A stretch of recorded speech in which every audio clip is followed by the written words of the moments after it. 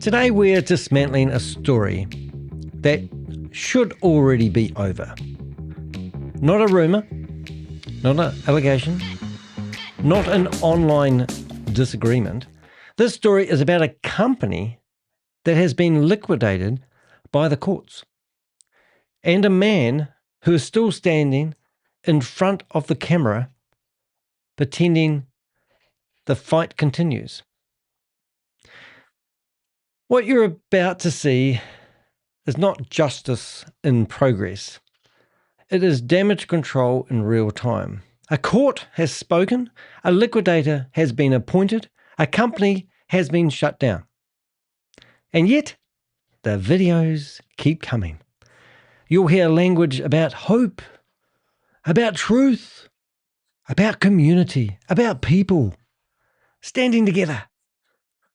You'll hear excuses dressed up as updates, delays framed as strategy, and accountability framed as persecution. This is the final phase of a scam. The part nobody warns you about.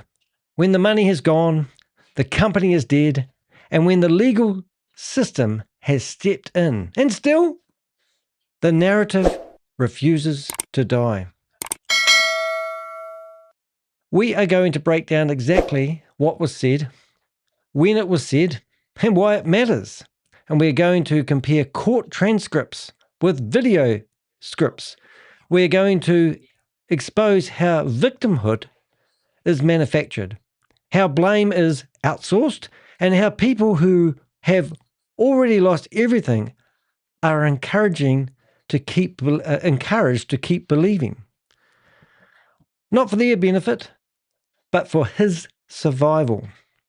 Because this isn't about one man, it's about families who trusted him, the friends who defended him, the victims who were told to wait, pray, hope, and most importantly, stay quiet. And it's about the emotional damage that it doesn't show up on the balance sheet. The shame, the confusion, the exhaustion, and the heartbreak that comes when someone you trusted refuses to tell the truth. This video exists for one reason: to replace the performance with facts, to replace the story with court record, to replace hope with clarity. Because when a company has been ordered into liquidation, the talking is supposed to stop. And if someone is still talking after that, it's not justice they're fighting for, it's control. Now, you're probably wondering who I'm actually talking about. Well, just recently, last night in fact, I put together another blog about Rory Conacher. Now, Rory Conacher has actually got another video that came out, and it's actually come out 4 months ago, and I actually never saw it, and that's because it's unlisted. Unlisted, so only his community can see his excuses. And to be honest, it's absolutely disgusting. This guy really is delusional. He is a coward, and he's a criminal. He's everything. Now, when you go into the comments section, there's 92 comments in this blog, which are actually love bombing him, because this is the last ditched hope anyone has got of getting their money back.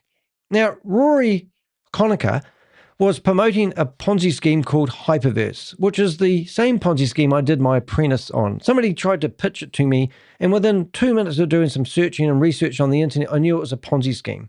This guy promoted it to everybody, even set up a company claiming that he could do investments for people, and then he went out looking for high-risk return on investment opportunities, and he pushed Hyperverse to people that were under his umbrella. And now that company that he was using to do that has actually been shut down by the courts. Now, it gets even more ridiculous because a year ago, this guy came out and told everyone that he was going to do a class action lawsuit to represent them and get the money back from Sam Lee. Now, Sam Lee I was actually in a Bloomberg documentary because I'm one of the ones that went after Sam Lee the most. The newspapers reported that it was a $1.9 billion scam. I've always said it's a $4 billion scam. Hundreds and hundreds and hundreds of people got involved. I even heard on his own videos somebody ring up one day and say that they put $50,000 into his bank account and never got a receipt for it. Because when he was telling people that he needed a paper trail and telling them the evidence that he needed to do a class action lawsuit in a country that doesn't do class action lawsuits, yes, you've heard it here, correct?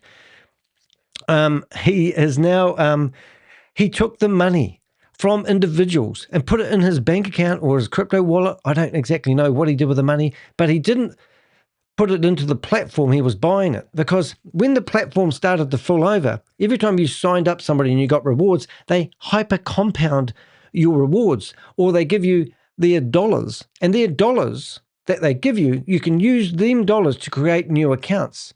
So even though the platform was frozen and people couldn't get their money out, you could still set up accounts using your Monopoly money. This guy was creating fake accounts, well, not fake accounts, real fake accounts in the game of Monopoly, and then getting cash from people, putting it into his own bank account. And I've seen these people, and I've got videos of it, of these people ringing up saying, but I put the money in your bank account and I don't actually have a hyperverse number. Anyway, so we're not going to go down that track, because I've proven this guy has promoted these scams, and now he's a victim, he's claiming. Gets a bit more ridiculous as well. Not only that, he went from hyperverse into We Are All Satoshi. Now, there's government warnings out there that saying that We Are All Satoshi is a Ponzi scheme and a scam associated to Sam Lee. He still followed Sam Lee. Right, he was involved in VidiLook. VidiLook was another stupid scam. I have been tracking this guy for ages. It was only when his cousin reached out to me. She told me that she sold 3 properties to invest in his company, and she's lost the lot. And she is the one that's actually managed to liquidate his company, and she is a hero. So before we have a look at this blog, there's a couple of other things I'd like you to know. I send messages to Roy, and then he tells people he receives my messages, but he doesn't reply. The guy is a coward. Last night, I put together a pretty full-on accurate blog about what has actually happened. Because if you are a Rory Conacher believer, you're probably going to think I'm just a vigilante going after somebody for no reason. Well, time to wake up, because all the love bombing that you've been doing, telling Rory, you're just part of the problem. You're never going to get your money back, unfortunately. Now, that might hurt your feelings if you've invested in Hyperverse and you actually really thought that Sam Lee has $1.9 billion worth of money available to give back people who threaten him with lawsuits. Sam Lee, in my opinion, and I've got a pretty good opinion, is probably working for something like the Chinese mafia. Now, his business partner was actually Ryan Jew. Now, I got contacted by a representative who was putting together a pretty extensive report for the United Nations. And they contacted me because they said Ryan Jew is connected to a human trafficking compound that one of his associates actually run or own. I don't know if you own it. And they wanted to know if I knew where Ryan Jew was. Now, just imagine for a minute that Ryan Jew is involved in human trafficking compounds. I have seen the report that was delivered to the United Nations. I have watched somebody from the United Nations stand up on a stage and do a presentation about the report that I was privy to before it was published.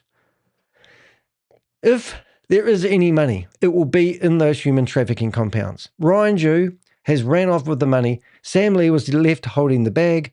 And then Sam Lee tried to merge his way back into Hyperverse's community so that he could pitch, VidiLook 1, 2, 3, 4. And I even think he had Vend number 5, because VidiLook never ends, so he called it Vend number 5. And then he started up We Are All Satoshi. I think that was merging. He had Stable Opinion, Stable Deo. He had 8, 9 different scams after Hyperverse. So he even started up with Hyper 1. And I have been following every step of the way. But what I haven't seen is Rory here has been promoting this. Now, about 12 months ago, why I got stuck into Rory, because he was telling everyone that he could help them get their money back. And I absolutely hate anybody that claims that they can help you recover your money. It is untrue. It's gone off to the human trafficking compounds. The world doesn't close them down. I don't know why they don't just go in there with the army and shut these complexes down.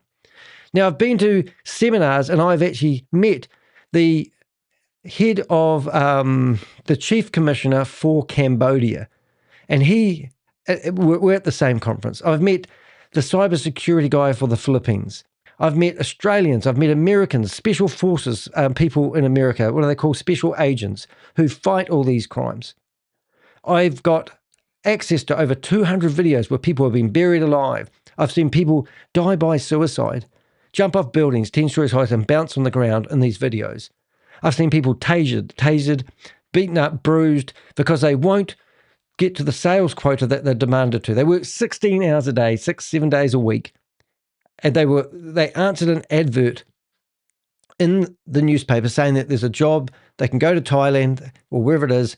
They get to Thailand, they have their passports, they're told that they have to return the money that they've used for the flights to get them there, and then they just get told a whole bunch of lies and they're entrapped in these places and they're forced to work. This is the real world that we live in. And these are the scams I actually go after. Now, people like Rory is part of the problem because he goes out there thinking he's a businessman and he promotes it to his friends and his family, as we're going to find out. And then they all lose the money. And then he claims that he's a victim. He gets told to go to the courts. He doesn't even take it seriously. He tries to represent himself, puts in a stupid affidavit. The judge looks at it and says, we're going to re-adjourn, come back in a couple of months. And they liquidated his company. They closed it down. And he should not even be allowed to be on the internet. But places like YouTube allow people like that to keep having a voice. This was 4 months ago. Right. And now we get to this video here. YouTube Shorts. And this is what... Hi all, it's Rory Conacher here, and it's 2026.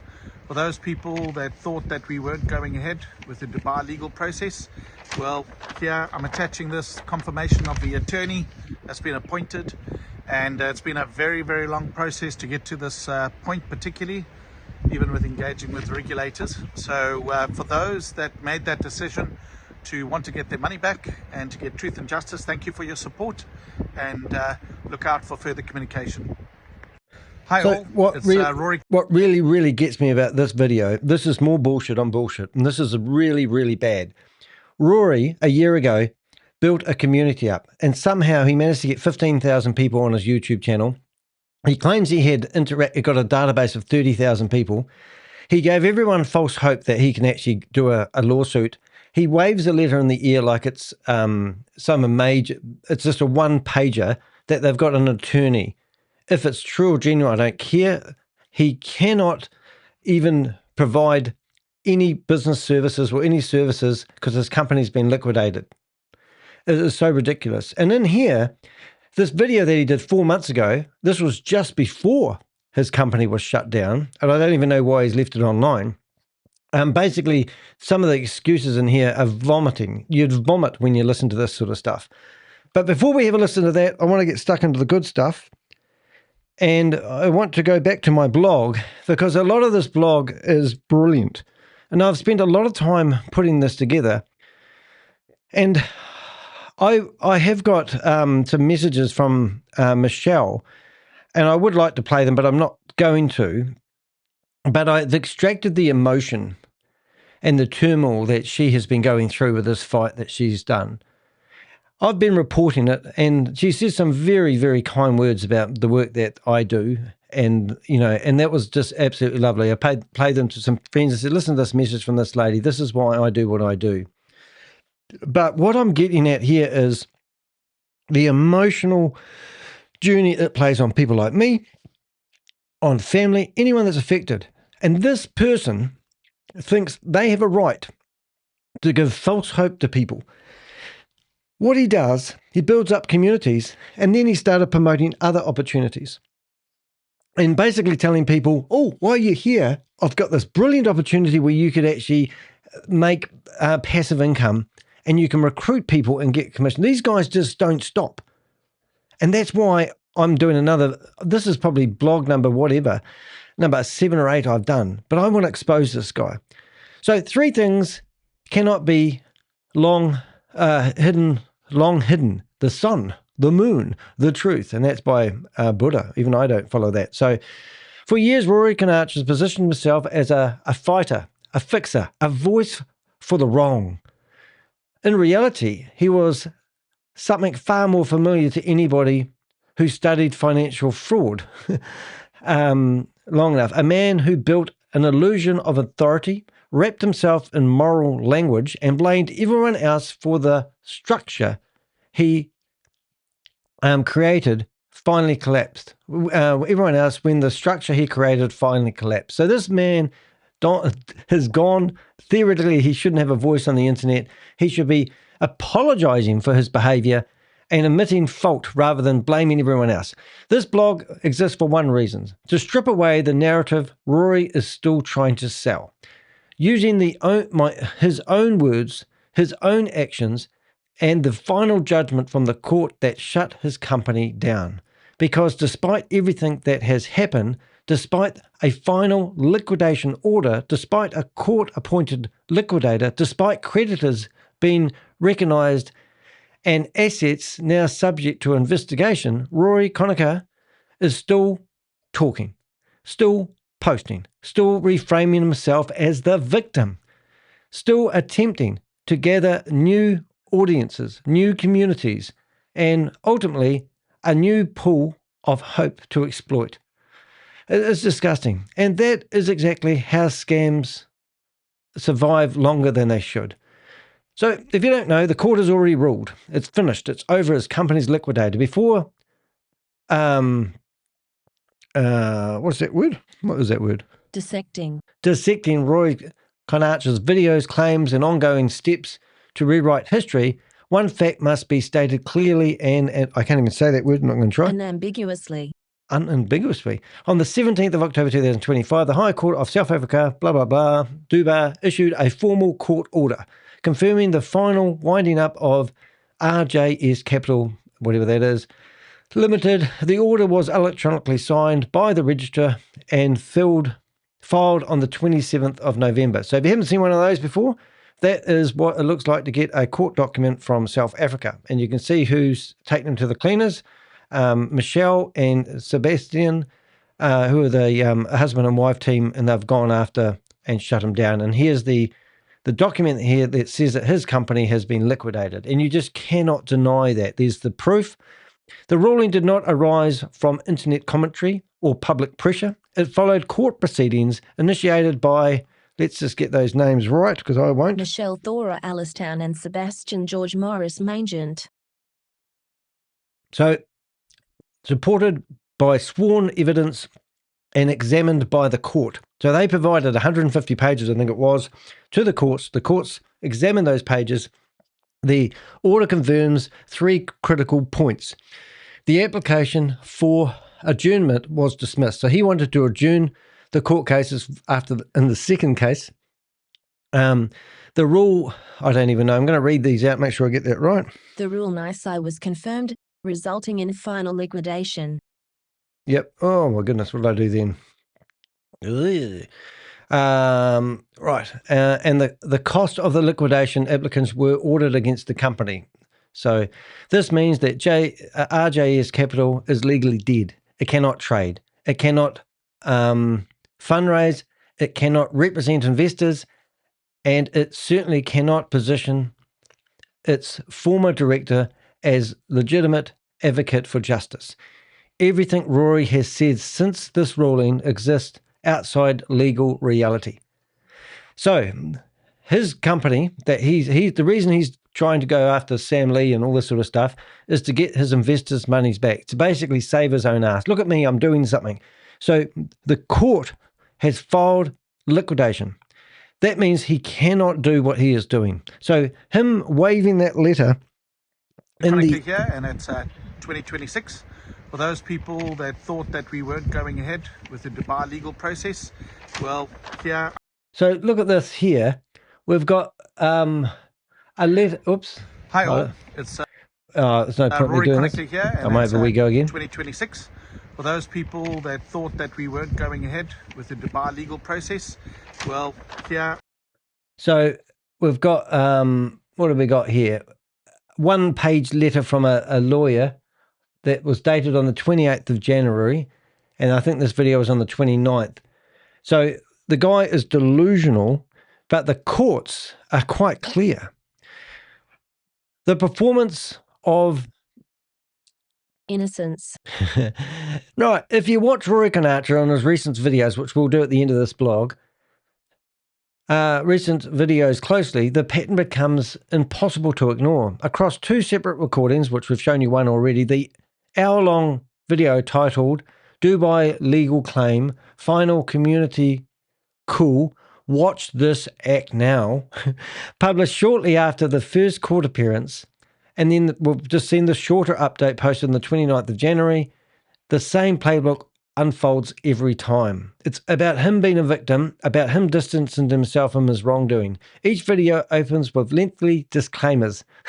And I can't understand those disclaimers they do. Heavy, hello, Susie, nice to see you here. Nice to see you in the chat room. Thank you very much. Heavy on legal sounding language, light on substance.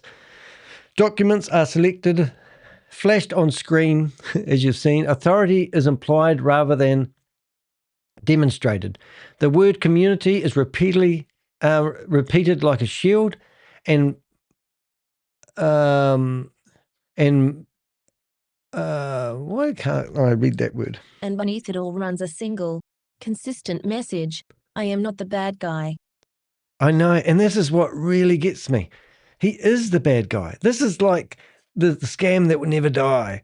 Both videos are recorded before the court granted the final wind-up order. Yet Rory has continued. Actually, no, that's not right. Both videos were recorded before the grant. They weren't. One of the last video was just the other day, so I need to fix that up. Yet Rory has continued to circulate them after his company has legally shut down. So one of those videos is done after the court order, and so that's not going to be good for him. As through the outcome of the case is still unresolved, even though the outcome of the case is unresolved, and hope remains justified. Hope remains justified. I'm sorry, I'm not reading very well.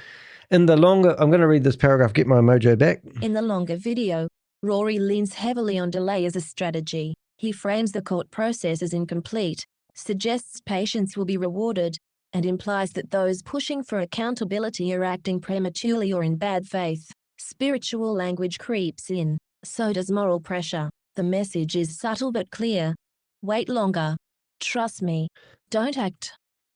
You know, and one of my, I was speaking to one of my Avengers this morning, and I said I would love to study psychology, because some of these guys must be psychologists, because the way that Rory preys on people and the words that he says to people, and people trust people, and you can't trust people like Rory. But they still play on those emotions. And if he's got hold of 30,000 people and told them that he's going to help them get their money back after they're devastated, and you get 92 comments in one of his videos, I'm not surprised that, there's always a small percentage of people that just want to believe no matter what. It's like he's still performing for an audience that no longer exists, but there is an audience there.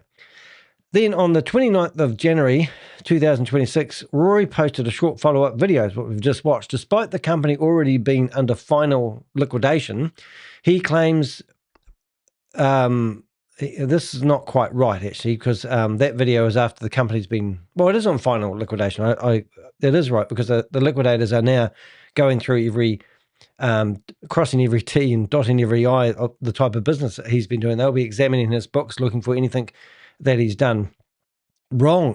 And I anyway, I can't go there. He claimed progress was still being made. In that clip, he thanked supporters, referenced regulators in vague terms, and yet held up a document as supposed proof that a Dubai legal process was moving forward. And that's the paragraph he just said there. Hi, all, Rory Conacher here, and basically repeats what he said in that video. This wasn't accountability. It wasn't transparency. It certainly wasn't closure. It was was a reassurance broadcast designed to keep belief alive after the legal reality had already closed the door. Not a call for justice, but a performance of it. Now, you might think, what is he up to there? Well, he's got 30,000 people that he's in front of. He is, I can tell you now exactly what, because I've been doing this too long, what he's exactly doing is he is literally getting a community together. He's probably sitting there thinking, what am I going to do with myself now? How can I make money? I need money. I've got a family. I've had a lot of money. I probably squirreled a whole lot of money away somewhere. And no one's really come after him except his cousin. And now he's got nowhere to turn.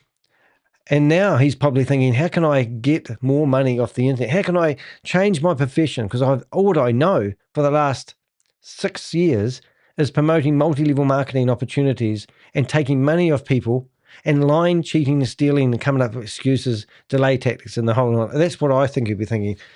Now, the first thing you do is when you're a scammer is you look for the blame game. The blame is he blamed the business model. And this is really, if I ever hear the words come out of his mouth, black swan events again, I'm going to knock him in the nose. Throughout his appearances, Rory Conacher throws everything under the bus, strategically, repeatedly, and without restraint. The liquidators become an obstacle. The lawyers become opportunist, and his own creditors become unreasonable.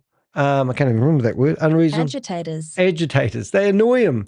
Anyone who challenges his narrative is recasted as part of the was it shadow? I have to read these paragraphs. Sorry, guys. Shadowy agenda designed to undermine him. He accuses people of acting out of revenge. He suggests whistleblowers are secretly aligned with Samly. He implies regulators are either manipulated or incompetent. And in a particularly revealing moment, he turns his attention outward to critics, including me, dismissing investigative work as click-driven, reducing documented evidence and court outcomes to some kind of personal vendetta or content strategy.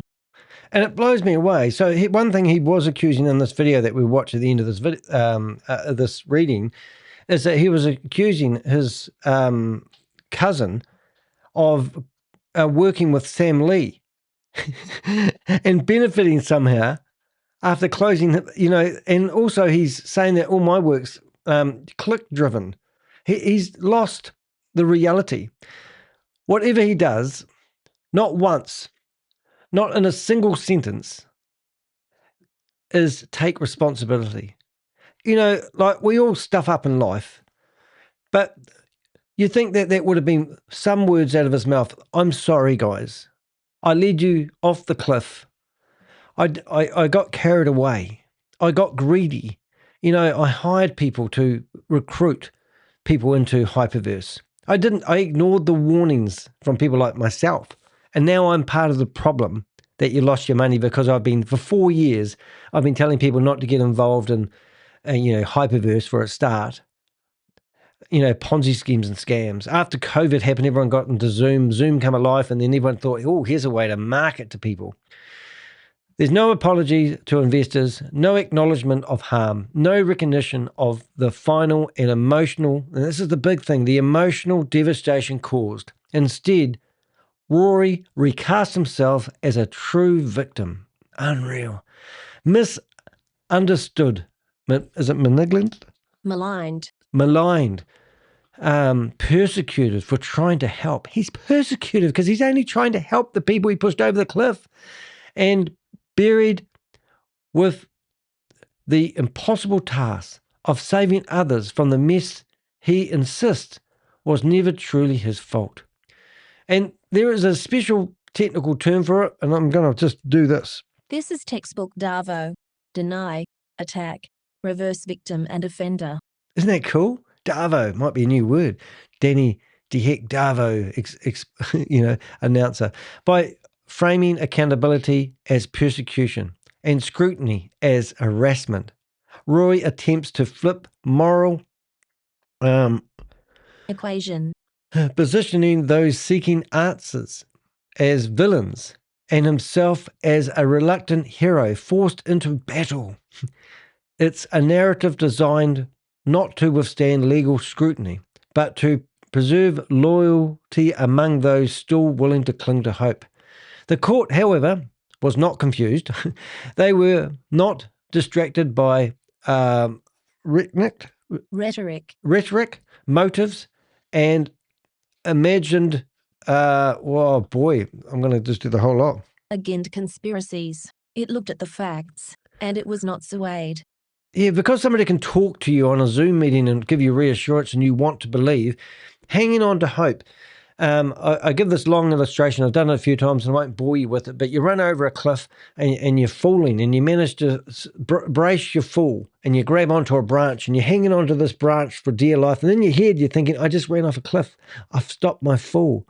But now I'm hanging onto this branch and I don't want to let go. And then a nice gentle voice from behind says, hey, Danny, how you doing? Let go of the branch. And you turn around and you're just half a foot off the ground.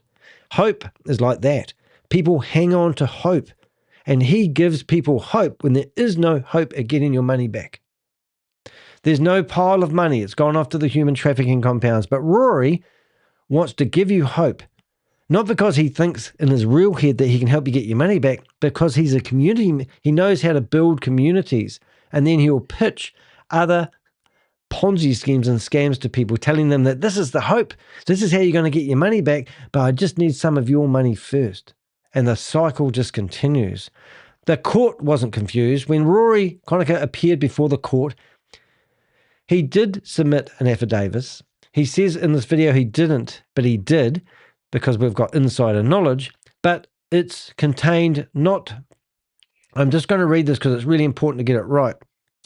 But it contained no substantive defense to the liquidation itself. Instead, the affidavit focused on requesting an extension of time. The court considered that request and rejected it, noting that further delay would cause greater harm to creditors and the broader group of affected victims. The judge was not persuaded that Rory's application justified postponing the inevitable, particularly given the ongoing risk his conduct posed. The judge paused to consider whether a delay would be prejudicial, but the law was clear. You can't claim to be blindsided when you've known for months that liquidation proceedings are underway. Now, this is really, really important. So here's Rory's about to tell us that he didn't get a chance to submit an affidavit, but he did. But the affidavit wasn't in connection to the court case and the filings that he's been accused of. It was more about an extension. And he's had an extension. He's had 4 years worth of extensions, to be honest. He should have never promoted this Ponzi scheme or scam to anybody. It's not his job to give you a financial future, especially if you're recommending other people's services who are making outrageous claims in returns of investments. But he took that, he put it under his own umbrella, and then underneath here, he promoted Ponzi schemes and high-risk investments that were stupid. People who invested up here may have not even realized he was doing these investments. People like me could see what he was investing in, and we could see his activities.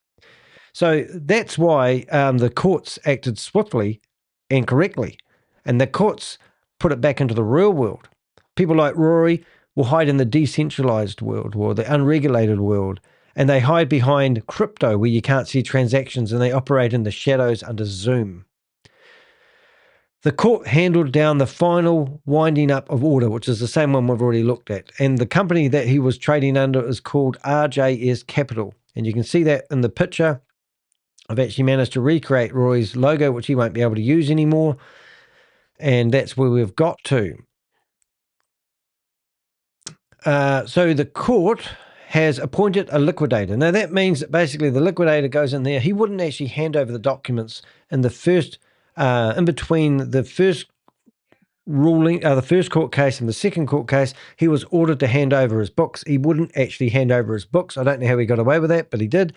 But now he has somebody sitting there watching him one-on-one, watching and asking, and he has to answer the questions now. The books, everything's transparent. Everything he's been doing is now one-on-one with a court person sitting there as the liquidator goes through this shit. So he's finally got himself backed against the wall. He's got nowhere to go. His company's liquidated, will never trade again.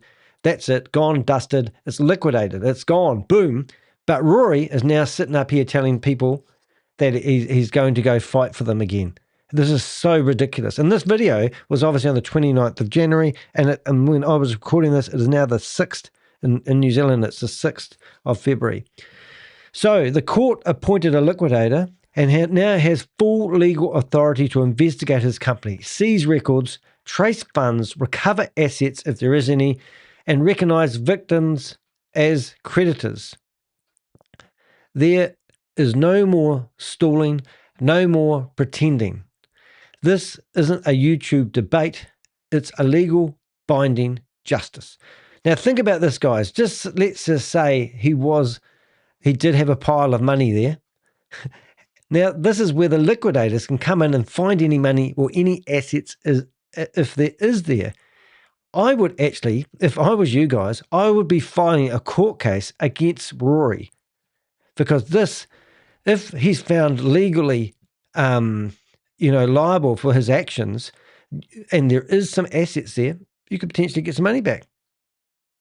Who knows? I'm not saying that's how you're going to get your money back, but there is, if you think about it, if a court appoints a liquidator to go through somebody's company, and this company's been investing in high-risk Ponzi schemes and scams that aren't even in the real world, making unsubstantiated claims, and the courts go, oh my God, and I've even got video evidence of Rory taking $50,000 off somebody into his own bank and then giving them an account over here, and he's taking money from one entity and providing another entity's services using his, let's say, monopoly money to create those services. That is unheard of. So that, in my opinion, is money laundering on behalf of another entity. Now, that one person in that video, Rory will have their name on that database. You'll probably be trying to scrub it right now, but the books, theoretically, I think, be frozen. But if anyone ever needs that video, I'll dig it out. It's online, but I'll show you where this guy said it was breathtaking when somebody said, I didn't sign up on Hyperverse. I gave you the money. I put it in your bank account. And this guy says this on a camera, and Rory's going, oh, yes, I'll give you an account number. The human cost of deception, and this is where it really hurts me. While Rory speaks in, I can't even read that word. I'm just going to read that whole paragraph. Platitudes about community. Real people like Michelle Allistown have been paying the price. Yeah, and she's a victim, and she really is a victim, and she's also a hero. And we'll find out more about her in a wee while. However, she's not the only one that he's affected. And anyone watching this with an open mind, who's listening to Rory go on and on and on and on about rubbish, who wants to worship him like he's some sort of, I don't know who you think Rory is, but love bombing Rory isn't going to get your money back. In fact, it's just encouraging others to believe in him. She's a cousin, a whistleblower, and a victim. Michelle spent 3 years battling the shame, silence, and spiraling damage of a scam run by someone she once loved. She compiled a 100-page affidavit, paid lawyers out of pocket, took the case to court, and won. Twice. But what hurts more than the money is the gaslighting. Watching Rory continue to paint himself as a savior while refusing to apologize to anyone. Funny, I didn't read that before, but she's filed a 100-page affidavit, and Rory over here tells everyone he's got a 150-page affidavit. He can't even get that right. She told me, I thought I was hidden under a rock. I'm really sad because I thought it was all over. It isn't an emotional, it isn't just emotional. It's physical, it's financial, and it's exhausting. So when she saw this video that came out on the 29th of January, I hadn't heard from her for months, and she said, I can't believe he's done this. And I couldn't believe it either. Hence why I've done this video. But I'm not doing it out of anger. I'm not doing it because I'm a bitter investor. I'm doing it because these people need to be exposed. And when you follow the whole process of the beginning, the middle, the pursuit of victims that these guys go after, and then at the end, the court's shutting them down. And then at the end, they pop up again. Why isn't this guy in jail?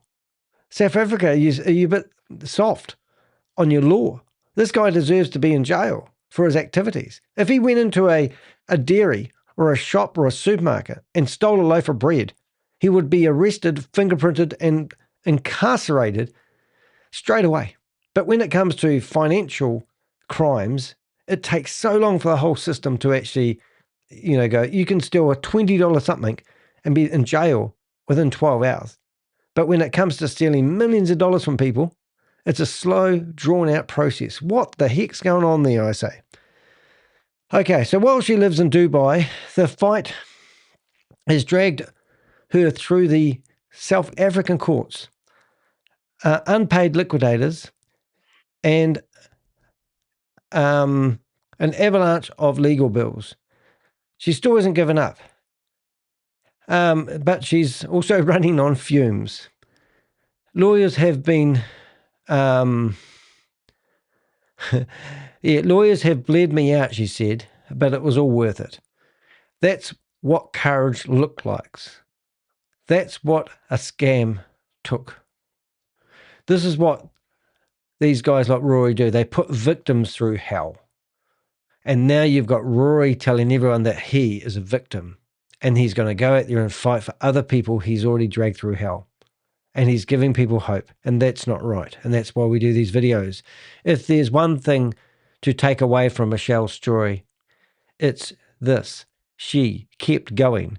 When everyone else was silent, she stood her ground.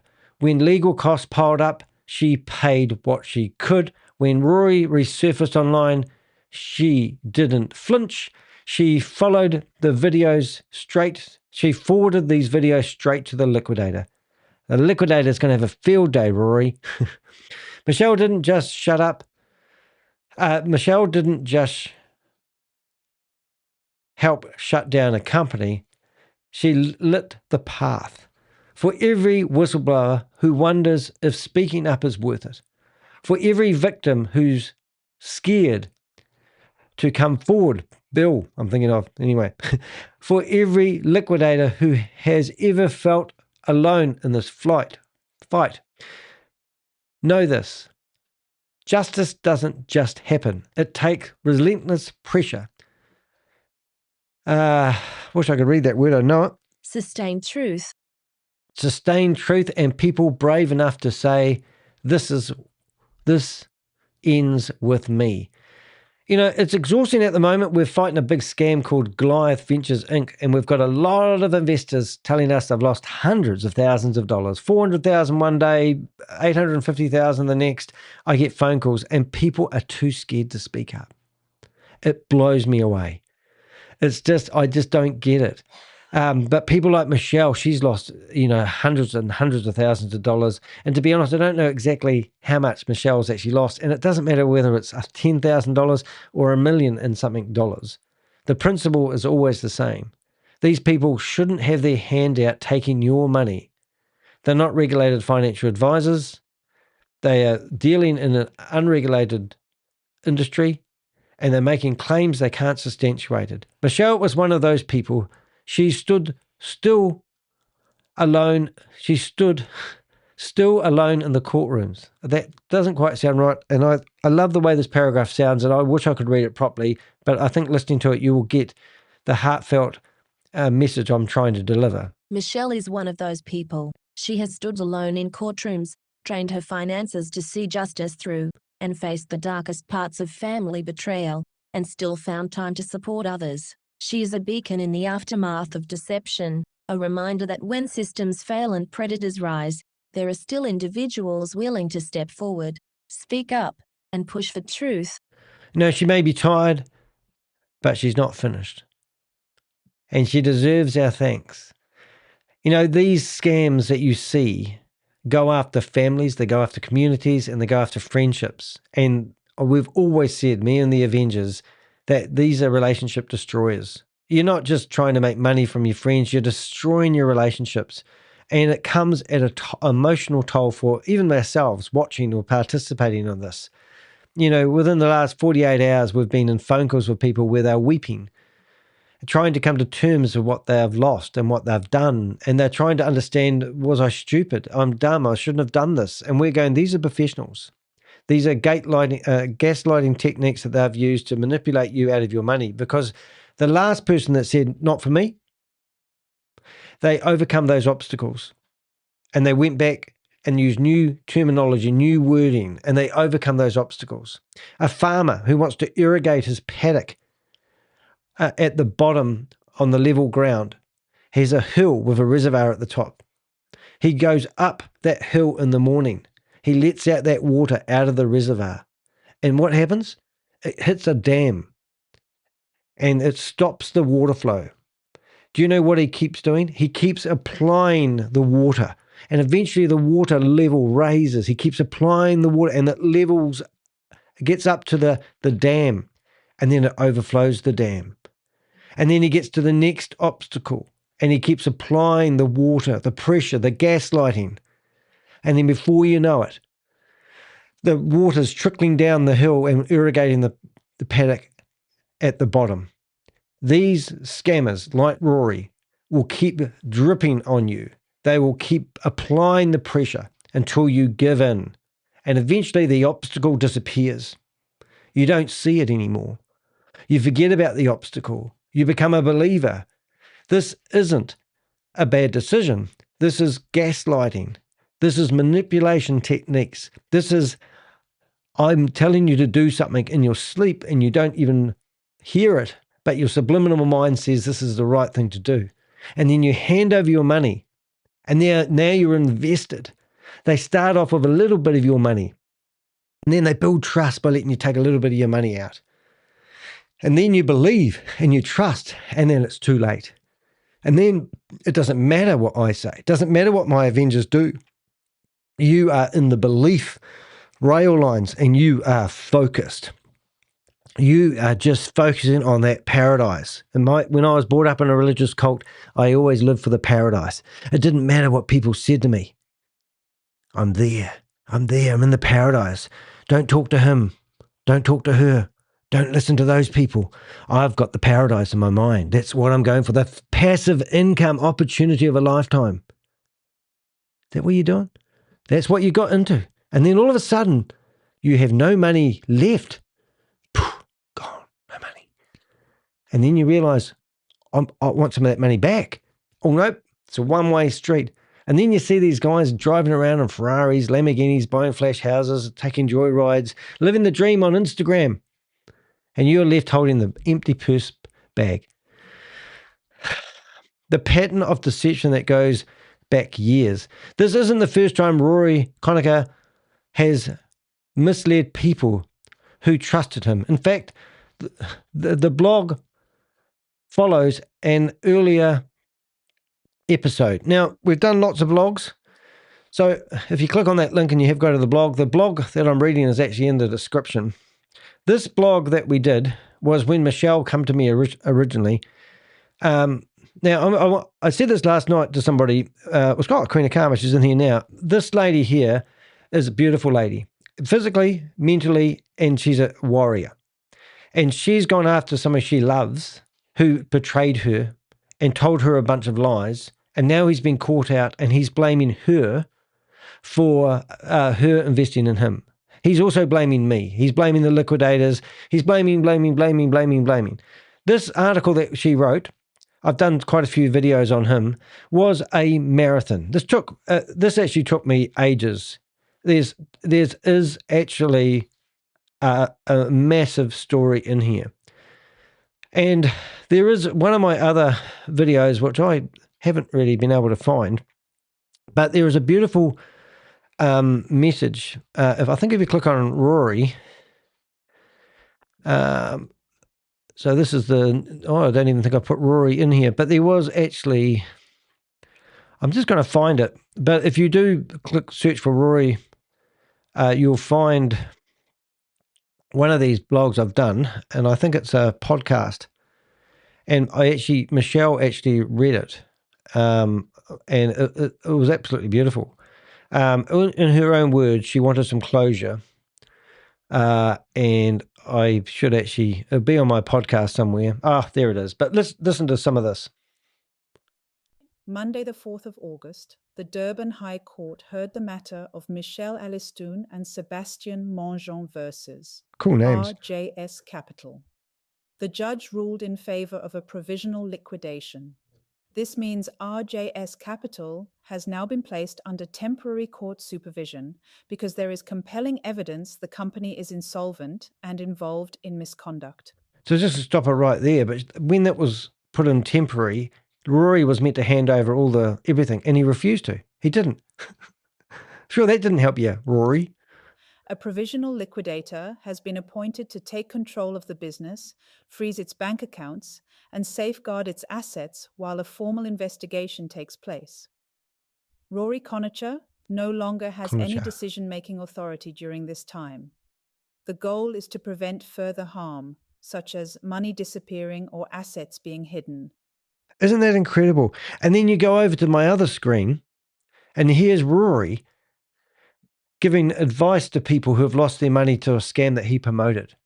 And this was on the 29th of January. What the heck? I mean, what is this? This is you'll find this on my podcast. If you go to my website and you click on podcast up here, you can find the Fall of Rory. And also, this is the actual letter that Michelle had written, and she read it for us. And I said, it would be nice to have it in your own voice. So got a nice connection there.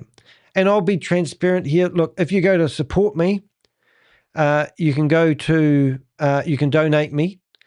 Michelle has not, and I'm not asking for money from Michelle. I'm just saying Michelle hasn't bankrolled me to write and go after Rory. She has donated to date, I think around about $15 and buy me cups of coffee just as a gesture, not as a payment. $15 isn't enough to merit the time and energy that we've done. I just want to make that, because Rory goes after me as a YouTuber, says I'm here for clickbait. That's his reason for justifying that everything I do isn't true and factual. But I want to make it very clear that the only money that I've received out of anything I've done, Rory, is a little bit of YouTube dollars, maybe 15, 20 bucks at the most, honestly, and a donation. That doesn't mean that other people can't donate towards me. But what I'm saying is we don't do it for money. We do it because when I listen to the voice of this beautiful lady, she's a warrior. She has taken him to the cleaners. She is one of a very few people on the planet that put her name out there. And she has allowed a quiet voice, but a loud, I'm trying to say, I often say that the Avengers are a small group of people with a loud voice, and she is one lady determined. Don't piss her off. That's what I'm going to say. And she's also got a great sense of humor. And I'm going to actually ruin this a wee bit, because yesterday we did something with Queen of Karma, and I just wanted to show you the end of the video, and we'll do this later on. But this is what Rory was trying to connect with people with. So this is an illustration where Rory believes that everybody's coming after him. And when I watched this with Queen of Karma yesterday, she said, play it again. And I said, oh, no. I'm sure there's more to it. So I'm going to go back to the start so we don't miss any of this. But when Michelle watched it, she said Queen of Karma and her must have the same sense of humor, because the first thing that went through Michelle's mind is, let's play that again. But let's watch this you better subscribe again, otherwise you're not going to get the information. Listen to this. And I want to leave you with this imagery. And I thought, how do I demonstrate how I feel, what the situation is? And if you ever look, I feel I'm like this wolf. What's the bouncy thing for? Good, bad, whatever. I'm tired, guys. I'm bitten. I'm being attacked. And everybody else is sitting on that hill watching me being attacked. Oh, yeah. I'm one of them. Are you one of them? That's not fair. It's not fair. It's really not fair. No. And you know it's not fair. Yeah, you're not a wolf. Yet I still get attacked. Oh. If the community decides to do something, and we can you imagine if we all just went after the same thing? Multi-level marketing? I just don't think people care anymore. We don't care about you, Rory. In fact, I was going to send you a little wee box about this big in the mail. I don't use it anymore. I don't know if you know what I'm referring to. But I can send you I don't use anything anymore. So I'll send you my wee box and you can have it. But my point is, this guy is disgusting. We haven't finished this blog yet because I do marathons with this guy. I've been after this guy for ages. Now, the first time I saw this guy, he told people to hurry up and invest in a Ponzi scheme because there was $50,000 up for grab. And if you don't sign up, you're going to miss out. And it was called, I remember the video. And then as soon as that Ponzi scheme fell over within about a week, he deleted the videos. And that's what these people do. They hide the evidence. So I hope we've got good liquidators digging deep, finding if he has got a pile of money, finding out where this guy, how he lives at the moment. He's meant to have a family. I'd like to know how he supports himself financially at the moment. Is the wife working perhaps? Don't know, but where's the money coming from to pay the bills? Find a pattern of deception that goes back years. This isn't, oh yeah. So anyway, so there's the betrayal of trust. That detail has, oh boy, I'm out of flow. I'm going to read a couple of paragraphs to get myself back in my mojo. That detailed how he personally solicited large sums from relatives and close associates under the guise of high-return crypto investments. That first wave of victims weren't strangers. They were family. They were lifelong friends. They were people who believed him when he said the funds were secured in trust. Many signed formal loan agreements. Some even handed over their children's university savings. The pattern was already visible then. Overpromise, underdeliver, delay with spiritual jargon, and deflect with blame. You know, the amount of people that say they're going to open their meetings with prayer or do it under the name of God or faith-based beliefs actually makes me vomit in a bag, just saying. But this is what these guys do. They use everything and anything they can to overcome that obstacle, to keep applying the gaslighting techniques. So eventually you forget that the barrier that you put in front of these people was overcome with continuous gaslighting, mob mentality, where other people are doing it. Why aren't you? One of the biggest scams that we're going after at the moment is Goliath Ventures. People were hyper compounding their money. They were criticized if they wanted their money out. They were criticized if they took a bit of their own dividends back. They were using their money to pay back the dividends when they did ask for money, but they were told a wise person would hyper compound their money. When things started falling apart in 2022, Rory disappeared. When he resurfaced with with excuses. Black swan events. I tell you what, these black swans, if I see any of them around my place, I'm going to get rid of them. Court delays, sudden revelations. He gaslit creditors into waiting. Warn them. Get this. Warn them not to take legal action or they would lose everything. Can you believe it? And tragically, many did wait. Right up until now. He's even gone to the extent in this video, which is really disgusting, that he's blamed Michelle and said that Michelle was the reason you're not getting your money back. You know, and even in this video, it just gets more ridiculous. And I have to go through it because I think we need to document this video. I've got a copy of it. So Rory, I know you're watching this because I've messaged you and I emailed you before this video, and I've even left a link in this channel where you can come in here and explain to me how I've got this wrong. And you cannot say that you were sleeping and the time wasn't right, because I'm sick of your stupid excuses. I gave you every opportunity to come on this live with me right now as I record this.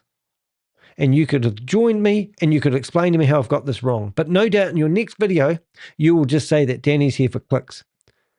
And that's the only answer you have to all this stuff that I'm putting out here about you.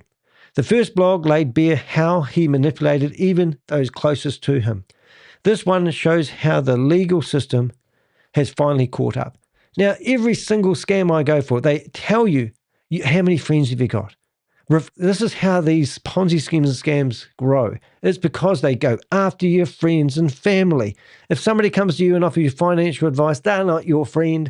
How many friends have we had approach us that we haven't seen for 4 or 5 years, and all of a sudden they ring you up going, "G'day, mate." Meanwhile, Rory was recruiting again. And this is really, really bad. While all of this was happening, while his company was being shut down by the court, Rory was back at it. He spent 6 straight weeks promoting Step Chain and Step Club. Now, there's a scam. I've busted that. The guy that owns that company has accused me of heinous acts. And this is a professional guy that was meant to be behind a professional company. They even managed to get their app in the Apple App Store, but they used a different name, a different domain, and put a Gmail address on it instead of linking back to the multi-level marketing part of their business. Step Chain was claiming that people were going to get $1 million worth of prizes, I think a month. All you had to do was sign up. But you weren't.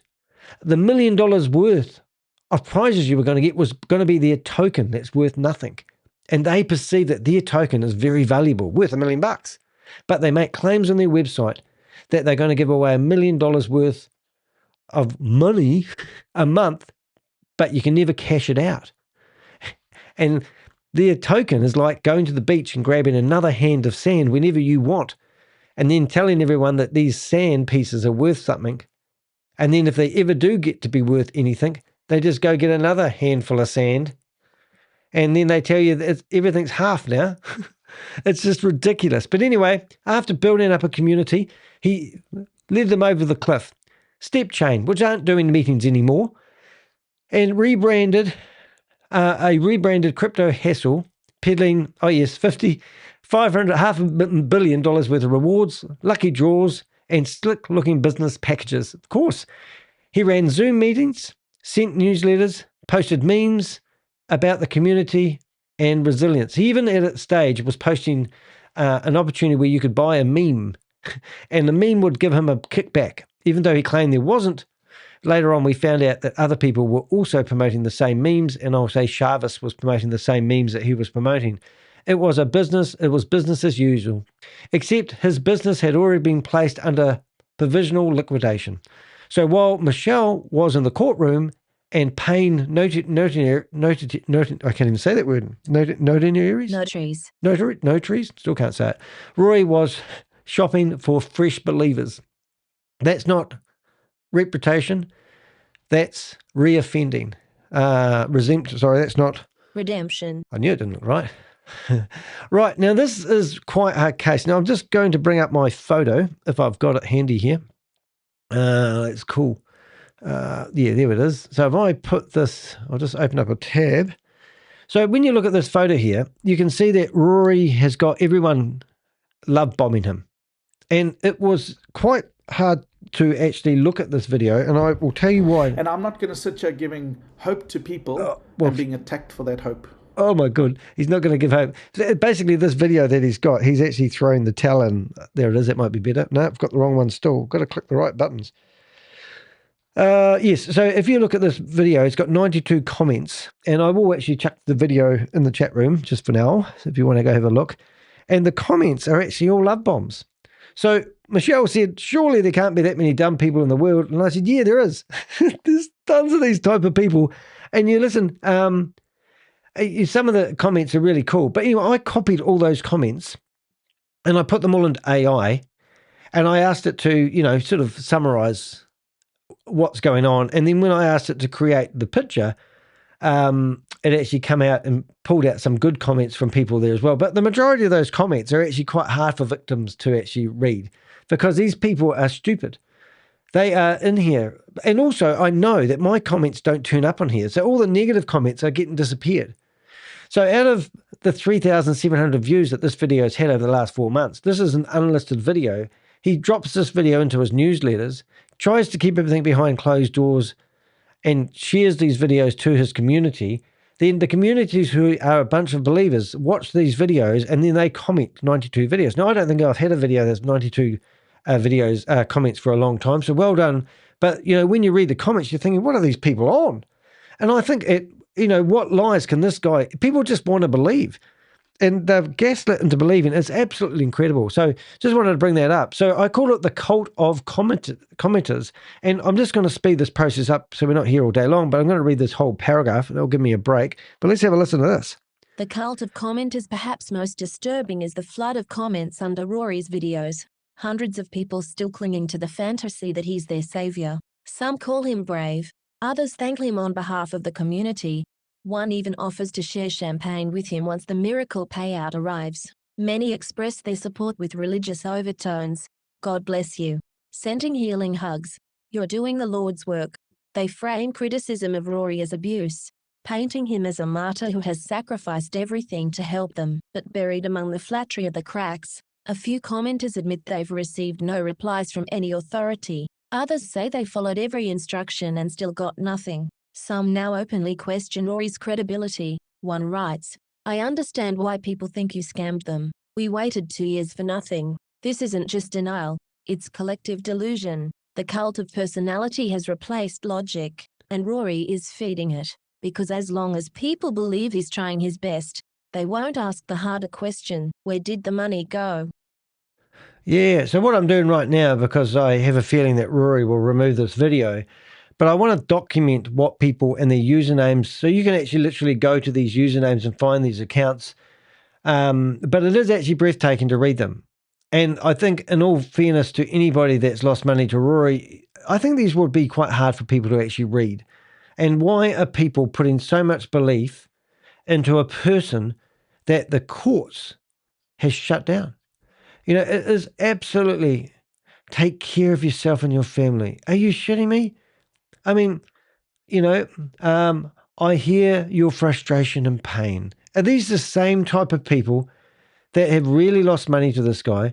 Are these the same type of people that are going to follow him walking off the cliff? I really sorry for what you've been through. After I submitted the request information with the blah, blah, blah, trusting you provided me, I understood there would be an audit final checkup.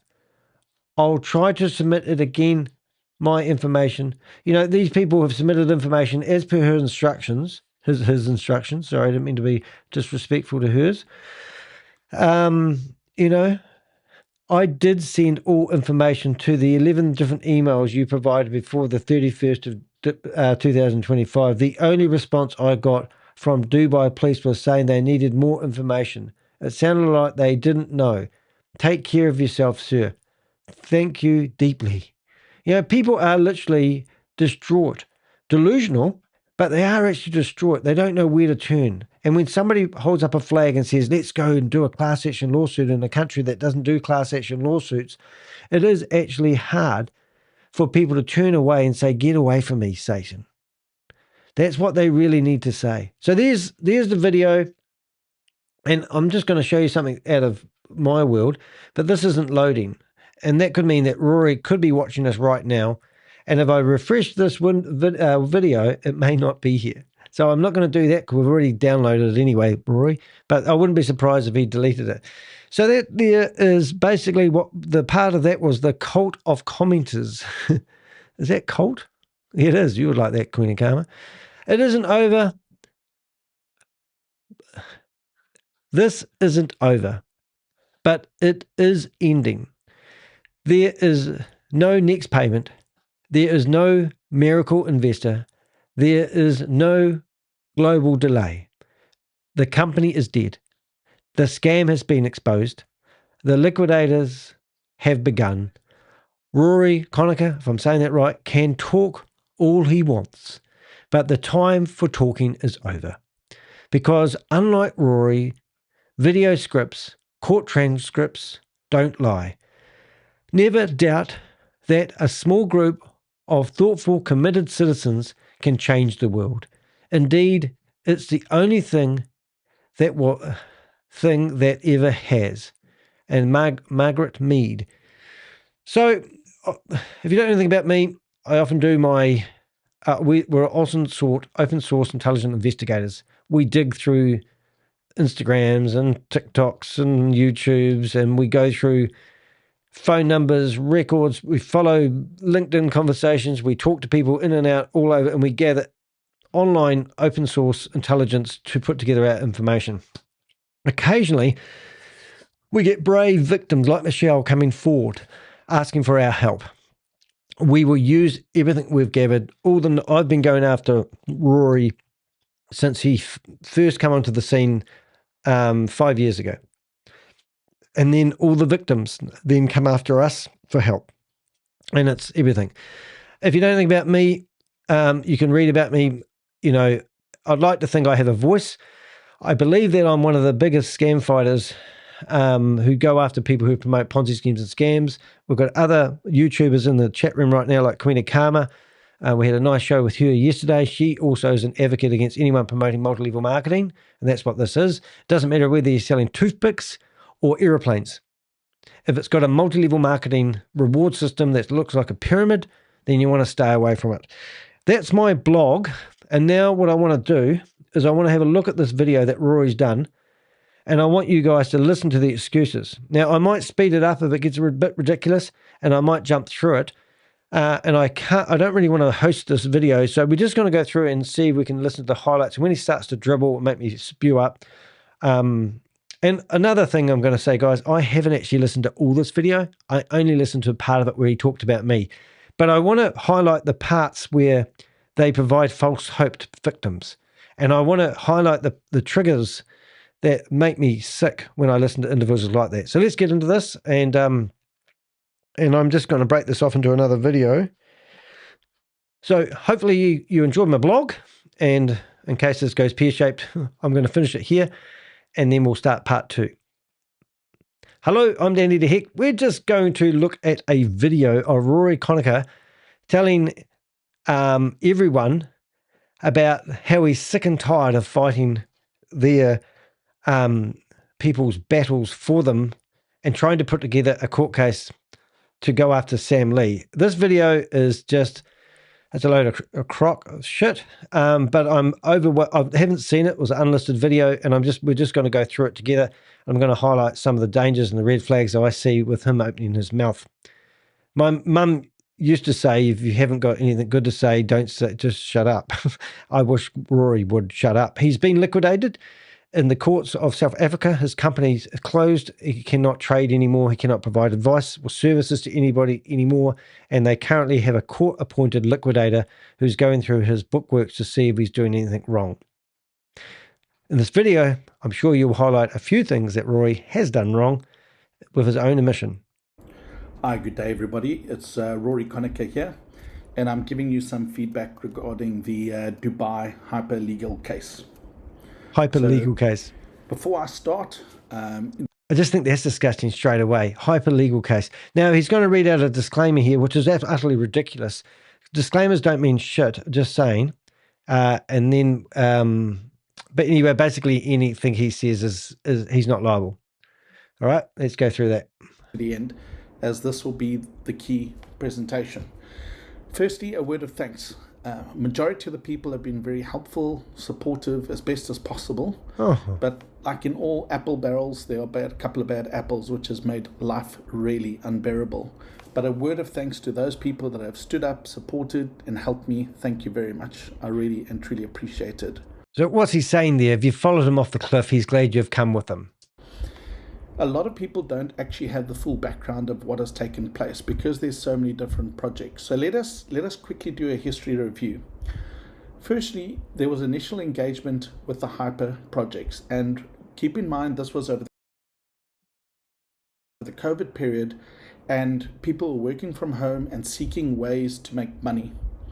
In October 2021, my business contacted Sam Lee and spoke with their compliance and with James, the attorney. And around about February or July for hyper. Now, this is absolutely wickedly stupid. The compliance lady was actually a bookkeeper in England. Her name, she was exposed on the internet by myself. And the compliance lady was basically, she was a fraud. She'd been incarcerated before for her dealings. And this is who he claimed he talked to. So he did everything right.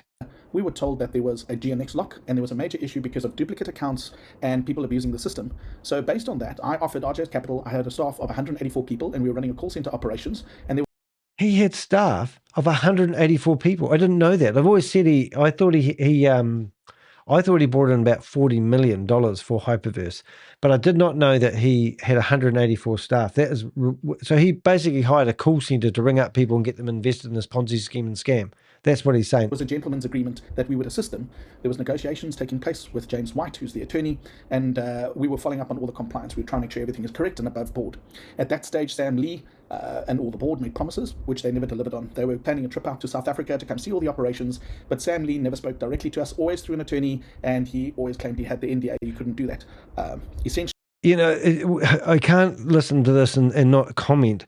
He tells me that they did their due diligence to make sure everything was above board. If you didn't hear what he said then, your brain would tell you that everything was above board, and he took it, he did a big research, ignored all the regulator warnings that were coming out about Hyperverse, and he did his own due diligence, and he thought it was all good to go. So because of that reason, he's not liable for anything that took place from thereafter. And this is a load of bullshit that all these people tell you. So at that time, we didn't know about Sam Lee. At that time, we didn't know where Ryan Jew was. We didn't know what country they were operating. There was nothing at all about anything he's saying. He went and met with Kalpesh Patel. I've got photos of him overlooking the Burj Khalifa thing in Dubai, and I've got photos of him arm in arm with Keith Williams. Keith Williams, Kalpesh Patel, they were in an apartment together. And this was him doing his due diligence, and it was ridiculous.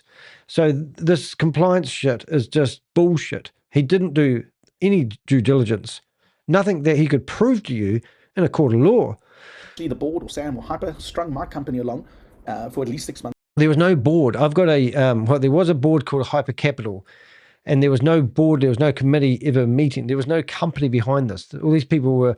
and it cost me personally 27.3 million, and ultimately the staff and their jobs as well. I've often get asked, oh, you could just be making up things. So in this presentation, I'm going to add a lot of receipts so you can see what I'm talking about is true. On the top right-hand corner, you can see the 15th of October, 2021. You can see engagement. Hi, James. As discussed, please see some history on the position of crypto assets in South Africa. So while the governments have been trying to work out, is this asset, is this that, we've been always trying to do things legitimately and in the right position with right consultants working for us as well. If you have a look lower there, there's compliance at thehyperfund.com. So we were always trying to do things the right way. You can have a look, there's compliance, look at the date, 14th of October, 2021, and Hope Hill, which was a pseudonym, but she was running the compliance for them, and James was the attorney, and the FISCA is our financial services board in our country, where we had consultants that we were paying to make sure this was all about board and trying. All right, so when this letter comes out, right, so have a look at here, and this is how stupid it was. So this is, he's just admitted that he's proving that he's doing anything above board and did everything due diligence. So this come out on the August the 1st, 2021. Now, I would love to know the date. August, I don't know the months of the year. So is August beforehand? 1 minute. August. So he's received that letter on October. Right. So this article, this is ridiculous. And this is massive stuff. This is how the bullshit actually sticks in your brain, and you've got to whack it out. This is on Behind MLM, Hyper Fund Compliance Officer Hope Hill outlined as, we proved that she was using a fake name.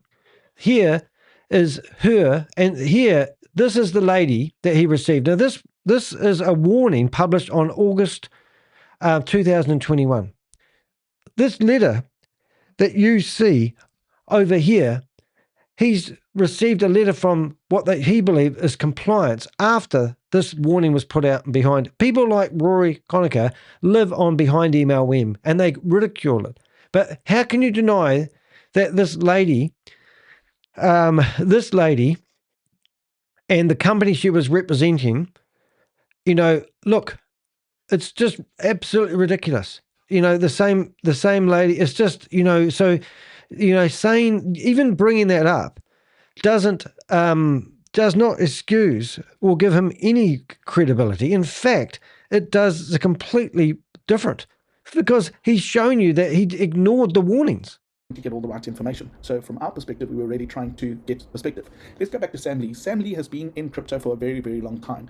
He's the president of the Hypertech Group. He launched and founded the Blockchain Global. And you can have a look there. 300 million was invested in this Blockchain Global, and with regards to all these different projects. Now, Sam was very involved in cryptocurrencies and also helped Australia write certain papers. We did a lot of research, those people that got involved, and they were promoted on CNN, BBC, etc., etc.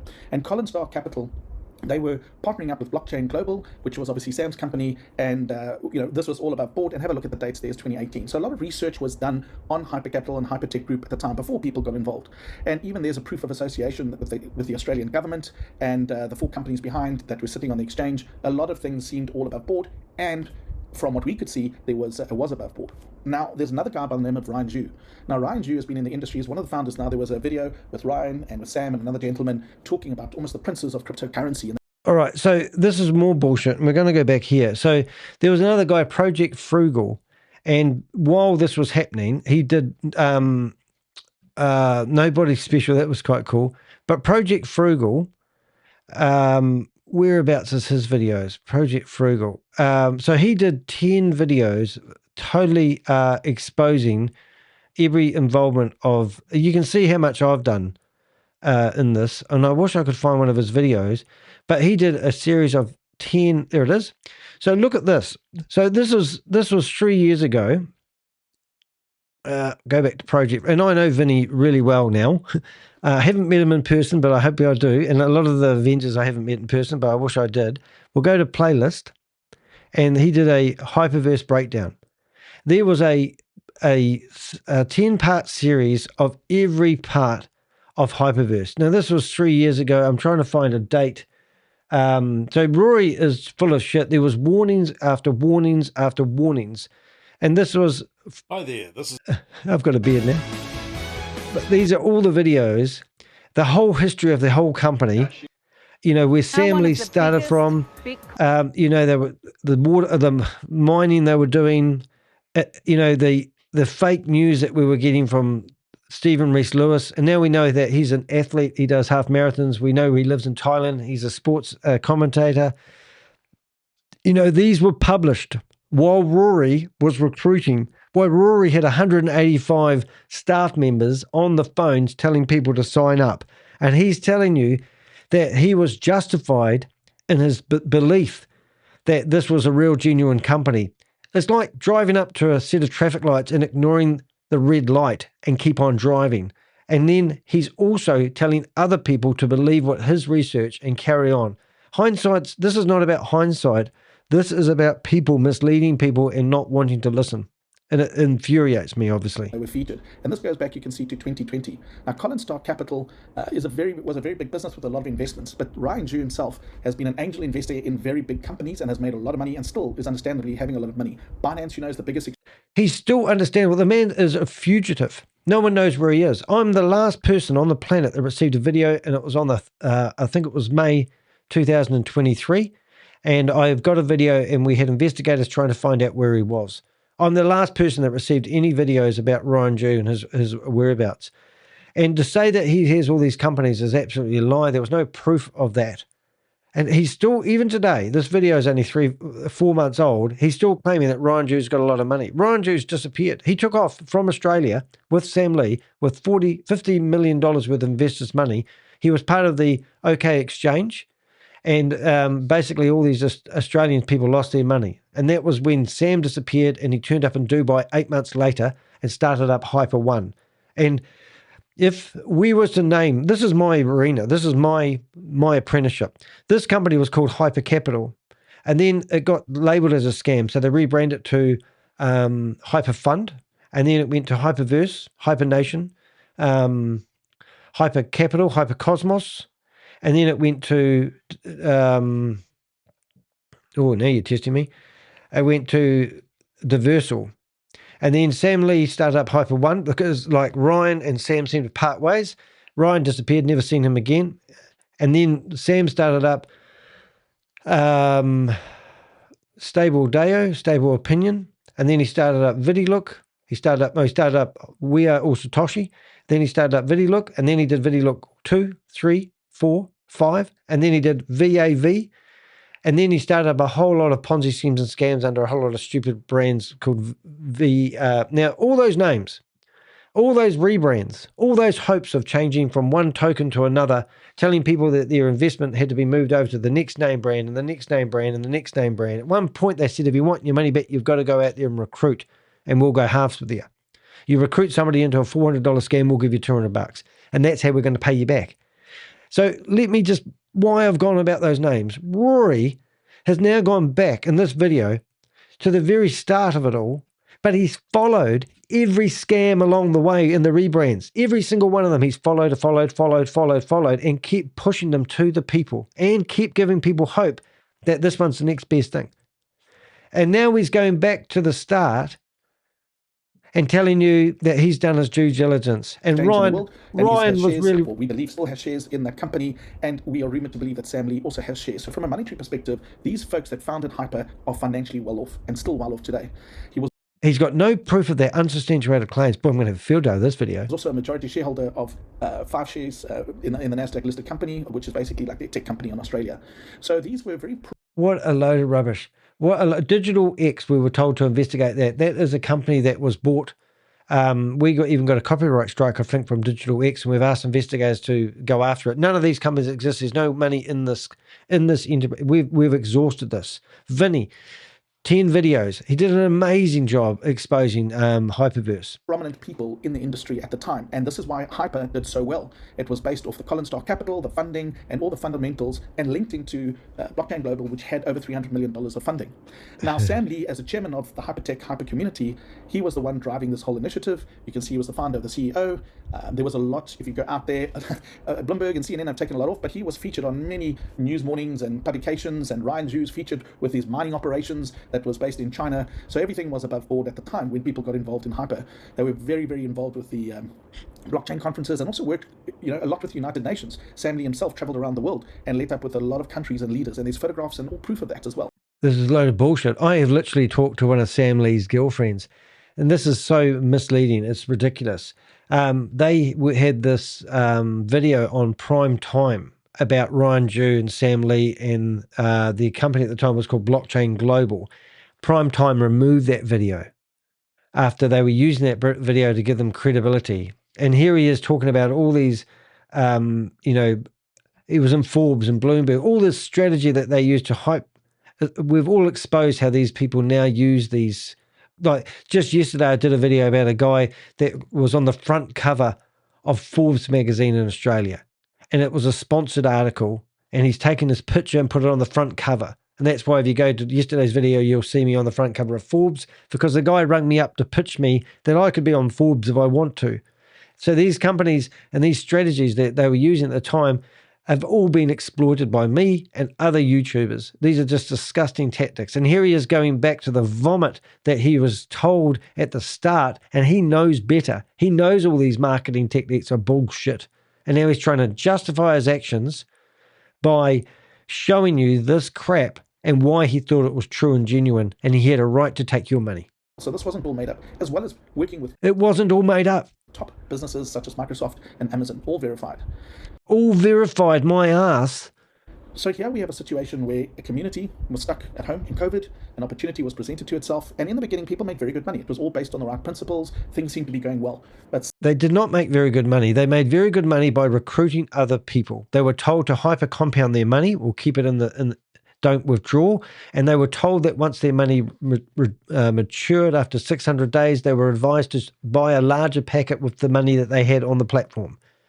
The Hyper XU dollars were 1-for-1 at one point, but you'd buy them with USDT and you exchange them to UH dollars, and then you use your UH dollars to buy yourself a package.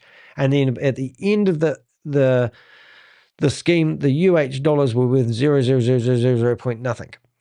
And it was just ridiculous. So it was only people that made profit was people who hired 186 staff and got on the blower and told people about an opportunity that they had no proof of, and sold people the dream and exploited people. This is an animal. This guy is a piece of shit. something in the back end went wrong, and things Something in the back end went wrong. Multiple accounts, because the leaders were creating multiple accounts. That was the excuse, their exit strategy. started to tank. And Hyperpay, I want you guys to remember that name, because it is a very, very critical part to everything that's taken place with all these different exchanges and what's been going on in Dubai and on a global. Yeah, so they reckon Hyperpay's a real bank, and it's set up in guess what country? The UAE. And it's got 4 locations. And because it's a real bank, then that means it's associated with some realism of realness. It's nothing to do with hyper. I think they call it Hyperpay. It is ridiculous. Stage, and a lot has been happening way above our pay grade that I personally can comment here as well. But Hyperpay is now going through an absolute rebrand, because Hyper itself, from a naming perspective, has been trashed. And Oh my God, really? Is he not promoting this back then? I haven't watched this video, by the way, kids. But Hyperpay is an established brand, but we've decided to rebrand ourselves. Can you imagine Visa, MasterCard, all rebranding themselves? Time in, time out. They don't do that shit. And now he's saying that Hyperpay, because of their bad name, they rebrand themselves so people get a fresh bite on the apple. It's like an apple that's gone rotten to the core, but you turn the apple around and take another bite. Ugh. they have been in 8 years of operation. They've got exchanges. They've also got operations running in different parts of the world. They've got over 1 million users. In fact, the platform works quite well and is actually a favorable platform. However, part of the people that have laid claims can't get their money out of Hyperpay. And we're talking large sums of money, not $100,000, not $200,000, substantial amount of money, where they have just gone and held the people's money and are just not paying the people out. So the question is, can this exchange be trusted? Well, what has been given to me and what I know, and people not getting their money out, in my opinion, absolutely not. So in my opinion, if I say that Rory Conacher should be put down like an animal, but that's my opinion, he can't do anything about it. That's a legal term. But look, if you want, but different rules apply when you're in New Zealand. But at the end of the day, he's trying to cover his ass here, guys. This is the background operation. People say, is there money to pay, etc. Well, you've got billionaires, so you've got guys with a lot of money, a lot of shares, and our investigations also support a lot of that stuff. So if you have a look here down at the bottom, just if you want to see where the connection does come in, have a look on the bottom of the card. You can say card recommendations. Can you see there's a card that says Hyperpay? So they're busy with the rebrand. I can see a card that says Hypercard. I can see a card that says Hyper Fund, Hyper Capital, Hyper Cosmos, Hyper Nation. That was the other one I missed out before. Hyper Capital, and all of a sudden there's a card out here called Hypercard. So because it's got Hyper in front of it, it's the same company. Trying to obviously get away from this huge big crash with Hyper, and there's a lot of stuff taking place.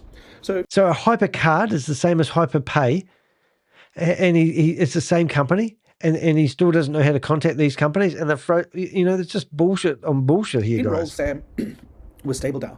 After all this chaos that was taking place, Sam came back to the community and said, look, we have a plan, we have a recovery, I will help the community, I'm now out of my NDA, I am going to be the shining example. So everybody's saying, well, okay, well, let's have a look-see. Let's see if Sam actually is a man of his word. No, what actually happened there, guys, Brenda Chunga was arrested on the 3rd of December 2023, and she was told that if she threw Sam Lee under the bus. Now, I was told this by the IRS. I was even in a Microsoft Teams meeting with the IRS, and they told me that she had been brought in for questioning on the 3rd of December. Her job was to help recover the money. Otherwise, she was going to jail. Now, if you've been following her, she's admitted guilt to promoting the same Ponzi scheme that Sam Lee is doing, okay? Sam Lee was brought back into the community. They were trying to trap Sam Lee into going to America. They were trying to trap Sam Lee to go back to Australia. Now, this might sound really far-fetched, but Sam Lee was accused of being connected to a $1.9 billion scam and charged by America. This was to prod the ribs of Australia, because Australia has never charged Sam Lee for his involvement in Hyperverse or the Who Exchange, whatever exchange he was part of. And when America laid charges, I believe they wanted Australia, the senators in Australia, which I've emailed all of them, 40 of them, and told them that they should go after Sam Lee, have done nothing. All right. They've actually just recently, there was 3 men involved in the company that Sam Lee used to run. Originally, it was Brian Jew, Sam Lee, and Alan Joel. Oh, I can't get his name right, but it's 3 of them. But they just formally charged Alan I think it was about 5 months ago. And then 2 days before they charged him, they actually had given him his passport back after taking his passport off him for 12 months because he's a flight risk. Gave his passport back to him 2 days before he was formally charged. He'd already left the country.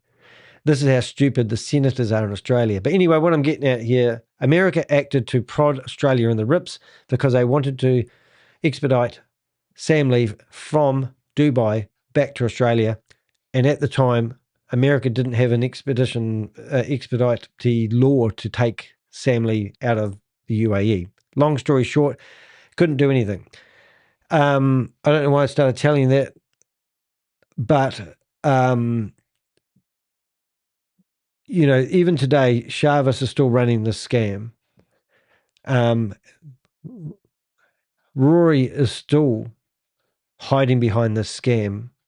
Rory has hired 180 people under his own admission in this very video to get on the blower and sell these scams. Anyone in their right mind now would look at these and go, this is a scam. This guy is not a victim. And let's see if we can do. So everybody piled in. Sam had a database of over 1 million people. Keep in mind, that was so Sam said.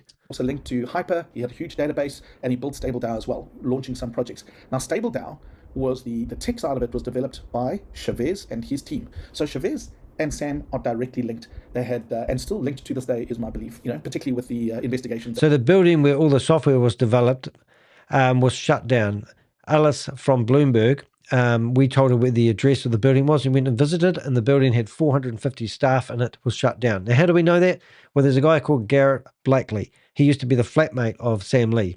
I'm mates with him now. I can ring him up and go, "G'day, how you going, Gareth?" He's back home in California. He got trapped in Dubai for about a year and a half. Absolutely incredible story. He doesn't want to talk to reporters. He will talk to me, but he won't talk to reporters because he's had a guts full.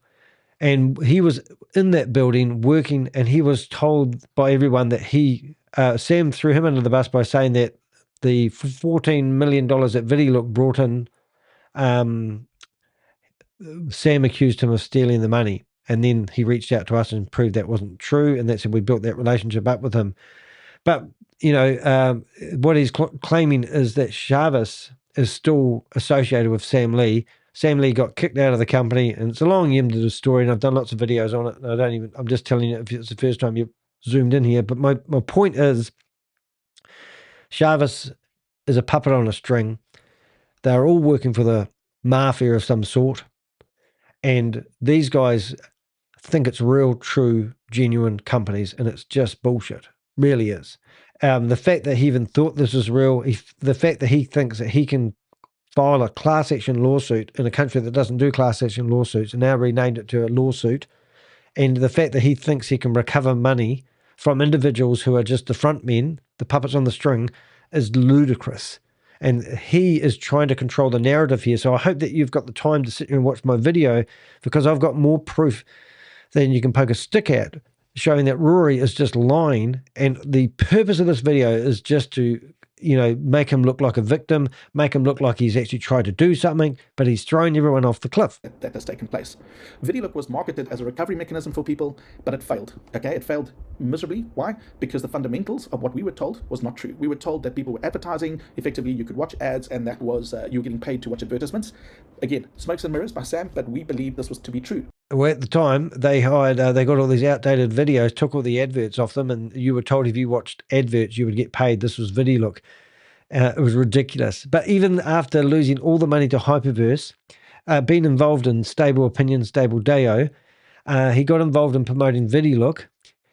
He got involved in promoting We Are All Satoshi. Everyone, every step along the way, had lost all their money, and he was still promoting it. So what does that tell you?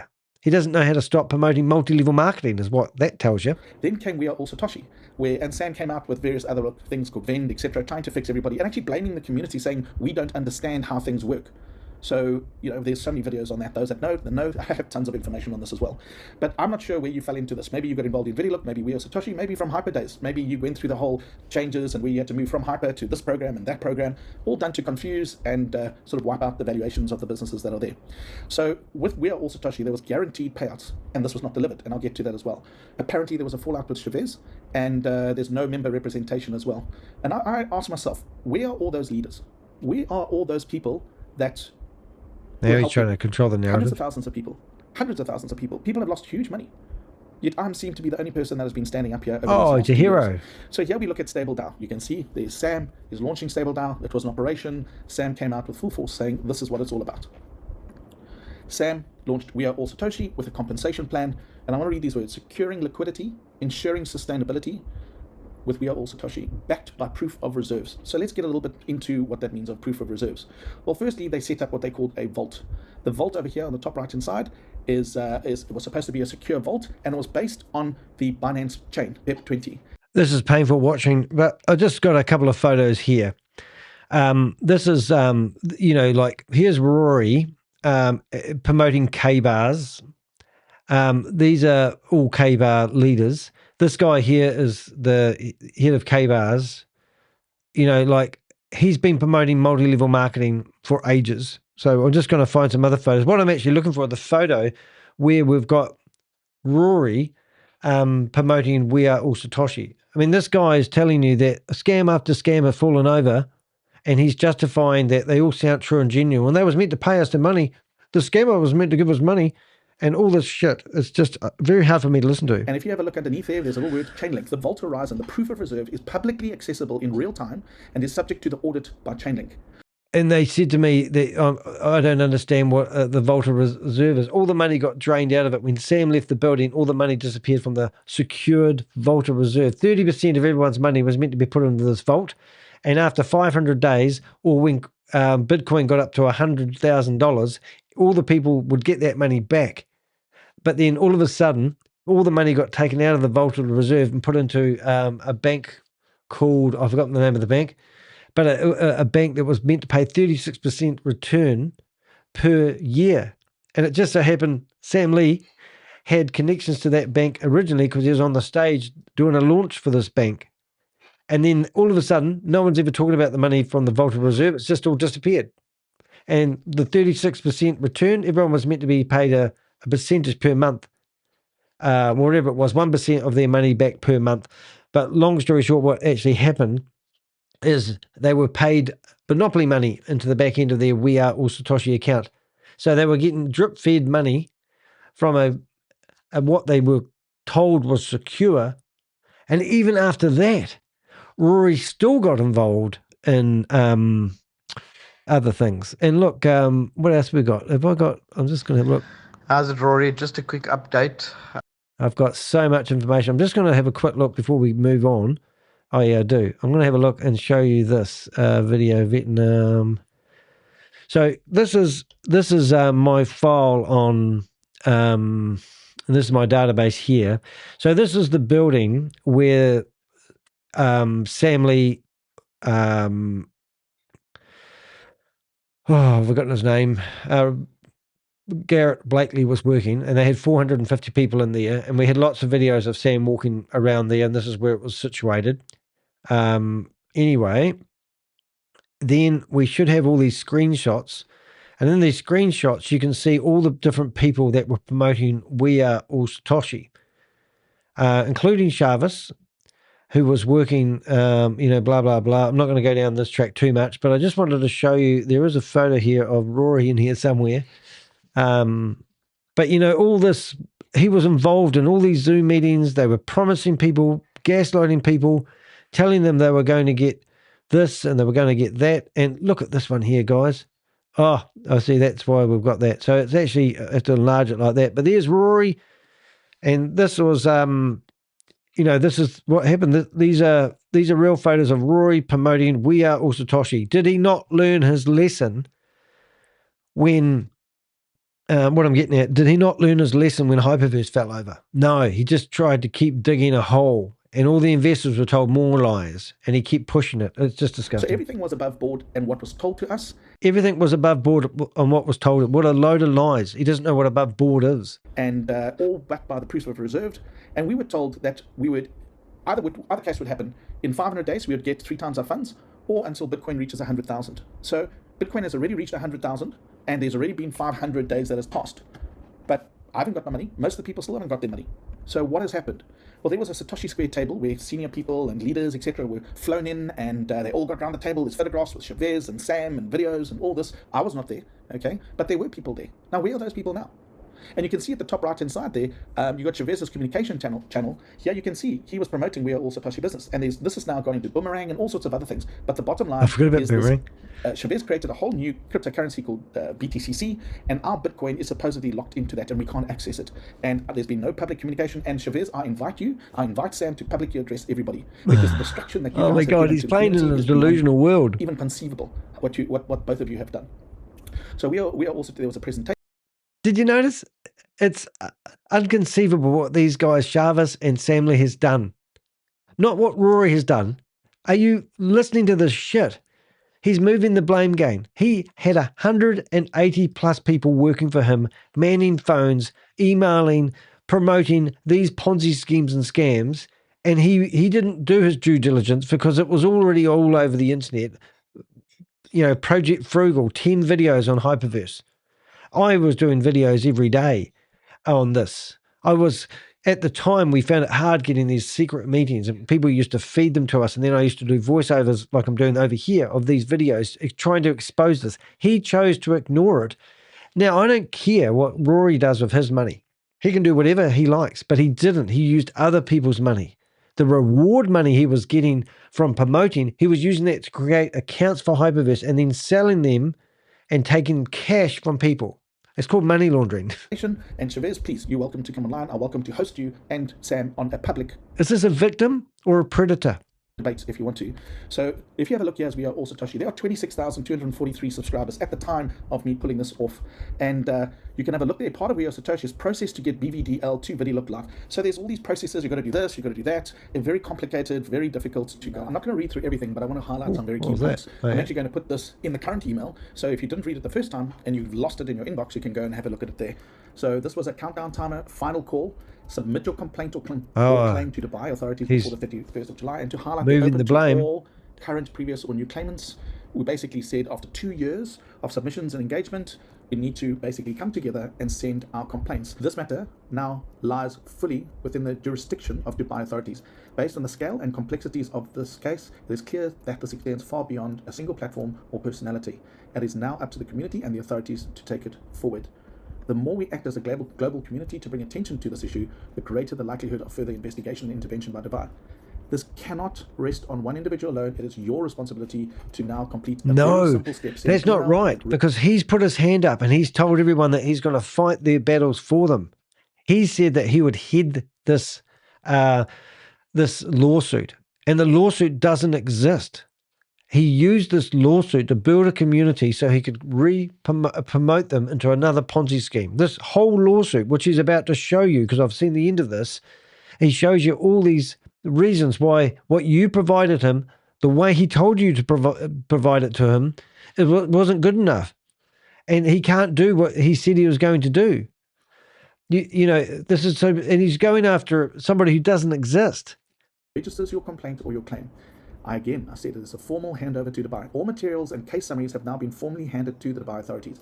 I remain available only in support and coordination capacity and will act if formally called upon. Any further investigation, communication, or resolution will be handled by the designated Dubai authorities. Again, this is what we were told by Samir, and everybody else is telling me I've been doing it wrong. Dubai can do it. Dubai can handle it. All the divisions are there. So I explained, why must you send your claim and complaint directly? Okay, and specifically, again, I say some had errors for legal reasons. I'm not going to go and send personal details across to a third party. It's just not going to happen. He asked people to provide them KYC details. He asked people to pay for his $15 each. I know it's not a lot. And also, just for the record, this is his website today, and this is Rory Conacher. Looking forward to it. Get in touch. Now, what do you think happens if I put in my email, well, not my email, any email, but I know I did this earlier on, because I invited him on the show. I already have his email address, and I go, hello, Rory. What would you think about a company that does this? Oh, my goodness, it worked. So it didn't work before when I dropped the letter in to invite him, so I had to send it to his email. But because I had a website address in there, it told me it didn't get sent. Anyway, this is the letter, the legal process. I could put that into ChatGPT and say, is this the way to handle a legal dispute with a group of people who have been defrauded by a mystery person called Sam Lee, who's a Chinese-born, no, it was an Australian-born Chinese citizen based in Australia. This is bullshit. And don't forget that when Bloomberg did a documentary about Sam Lee, which I am going to show you because I'm getting tired of this, but if you go to our video here, we go to the bottom, you can actually see that Bloomberg documentary. And I can't play this because this will. So this is a documentary. You are a real piece of. And that's literally my video. Well, it's Sam, but you come down here. Look at this. There I am. I'm on my scooter, and then you've got an interview by this reporter, and then next minute you've got Sam Lee sitting down here. Now in this video thing, unfortunately, cannot be seen as being asleep at the wheel. So he was arrested. He was put in prison for 60 days in Dubai, and now he's out again. He's got a prison haircut there because he's just got out of prison. They went to Dubai twice to interview him. At the end of the day, this guy, I believe, is not going to, if you get arrested in Dubai and locked up for 60 days and released, I think you're good to go. This guy's never going to prison. No one's ever going to get their money out of him. He reckons he's a washed-up scammer. I've spoke to his ex-girlfriend, who said that he got $2.2 million out of his dealings with Hyperverse.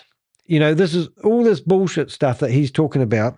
And now he's telling you to submit your own lawsuit yourself, like he told you to, but he didn't. He collected all the information. He collected all the screenshots. He told you what to do. He told you to give you KYC details, social security numbers, the whole 9 yards. And I'm yelling at everybody, don't do it.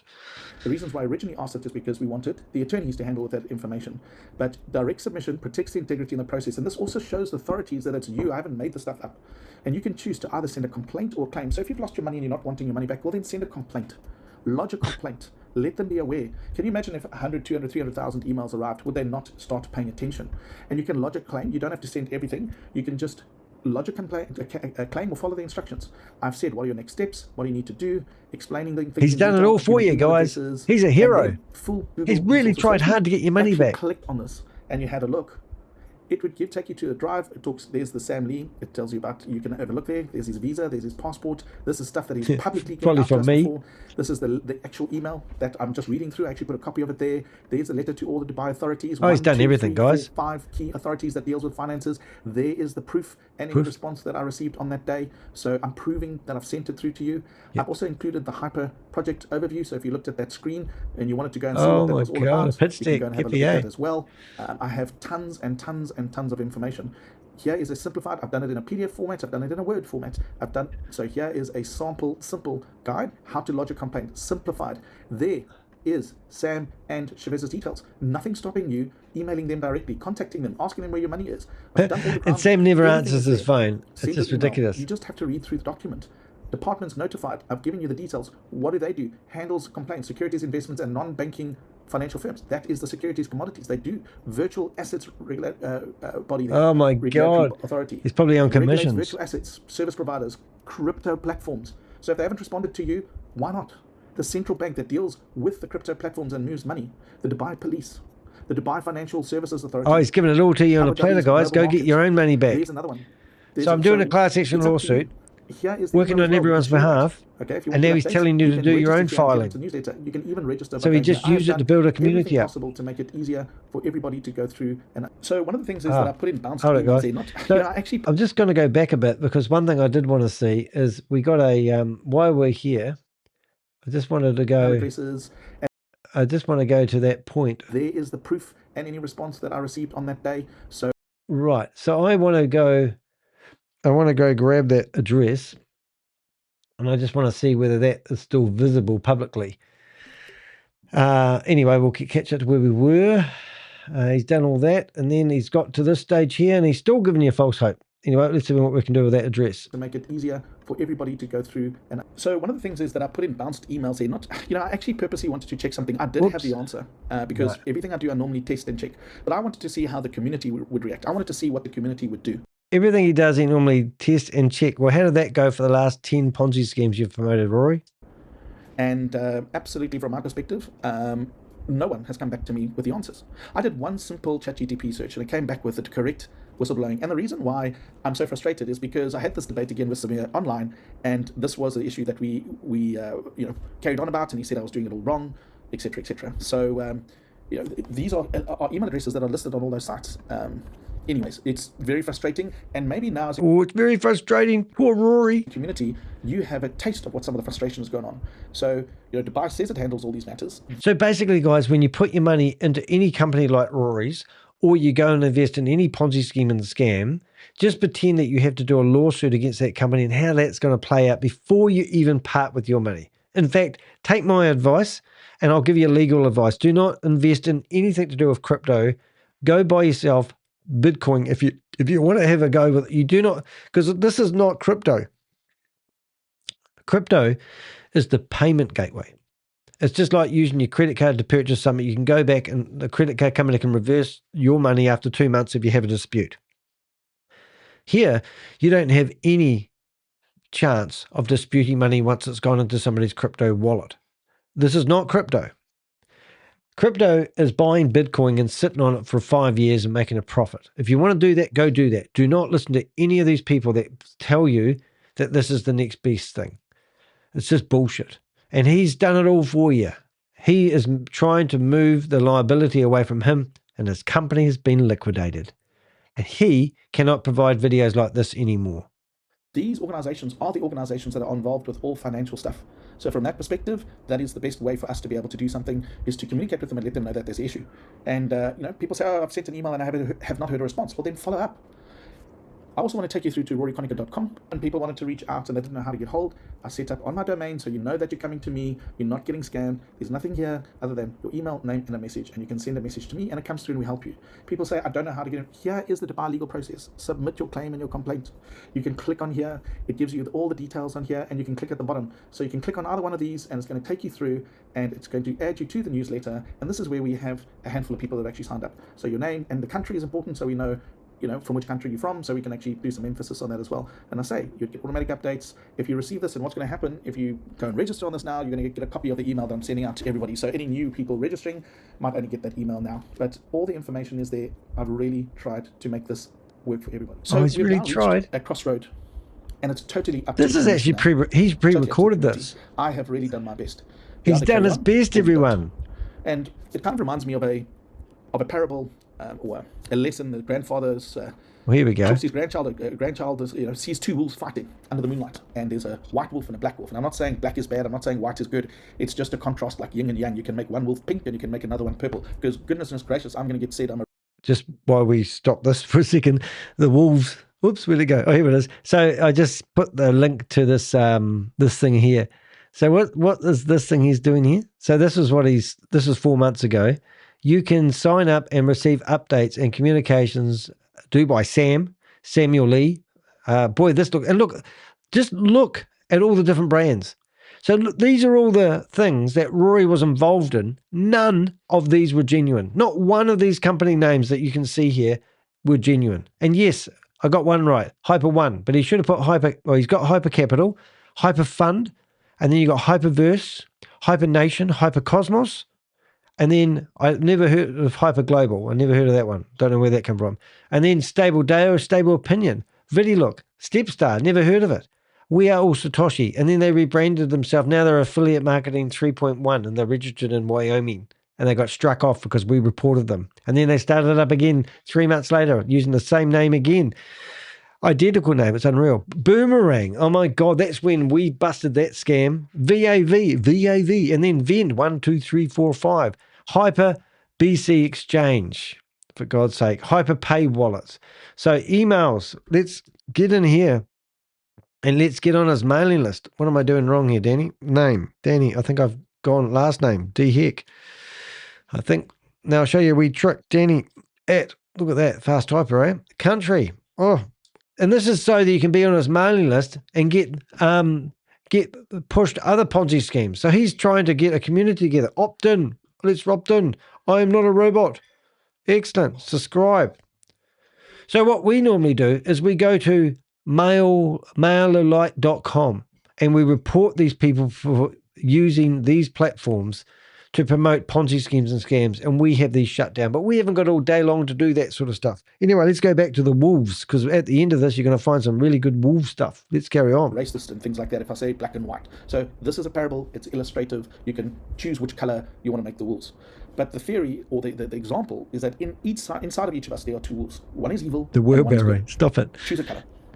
And everybody has the right to be angry. Everybody. Myself included. We all hurt. We all, we are all victims. Can you hear what he's trying to say to the person that ain't sharp enough? This is why he got all these love bombs underneath his video, because people are going, oh, I'm just like you. Well, wake up. This guy pushed you off the cliff. There's no tether. You're going to hit the bottom, and he's going to hit the bottom too. But he rumored he brought in $40 million, which seems like nothing now to us, some of the scams that we go after.